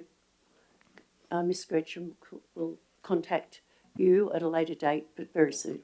As long all as councillors. Mrs. Drew is also approached Yes. to be Yes. and spoken on to get further details that I was not able to glean. All right, thank you, Councillor Leslie. Councillor Marnie. I'll go back to the Part 5 issue. Under the Environment Planning and Assessment Act 1979, there is a requirement for public authorities to undertake their Part 5 assessments. This will continue to be a risk for the council. It can result in significant penalties. In the past, there was a 6-figure amount in the capity. So I understand, and unfortunately the Environmental Advisory Committee was inadvertently cancelled. I don't think it was a deliberate. There was no quorum. No, there was. I'll go somewhere Anyway, then. but is this a matter of great wish to urgency? finish I'm what not sure saying. we're talking Hang about on. matters of great urgency, Councillor Marnie. Well, if council is facing a penalty for failure to comply with acts they need to work under, I'm quite happy to make this statement outside if it's not appropriate to make it here. The point I was making with the Environmental Advisory Committee was councillors, and you've said it wasn't postponed, councillors were advised that it was cancelled. So they didn't attend. They organised their work around it and they didn't attend. So that's not actually correct. Now, part of the subject matter in that is the use of Part 5 to protect council from these risks in our works. So I'll just leave it at that. I was just going to make a simple point, but Anyone who wishes to see the email that I received from Fiona Dick can check in 30 seconds. There was a very late, I know, confusion, and I'm sure that Fiona didn't do that on purpose. She cancelled it, and then there was didn't get out. It's been rescheduled, but it did not get out to. I don't know what occurred. She was very upset and embarrassed. But anyway, there'll be another meeting shortly. I think all parties have accepted it was an inadvertent systems mistake. I don't think anyone is seeing staff as being deliberately not consistently communicating with people. So everyone I know understood what's happened and they've accepted that, and we appreciate it's reprogrammed. But that's a key issue that needs to be dealt with in order that we minimise our risk as a council for these things. Thank you, Councillor Marnie. Councillor McGee? Yeah, I know Helen Drew, God bless her, and, you know, she's a very dear friend, and, yeah, she did explain to me what had happened regarding the orchids, but it does help if you know that these things are tiny. Like, these are not big Cymbidium orchids that they just ploughed into the ground. They're tiny. They're really, really small. So it's not a forgivable mistake if it was a mistake, but it's something that any operator in that area really needs to be made aware of. But it's an easy mistake to make, you know, because they're literally tiny. Thank you, Councillor McGee. If there's no other business of great urgency, I'll close the meeting at 10:28. Thank you. Thank you to the online viewers and to the public gallery and to councillors.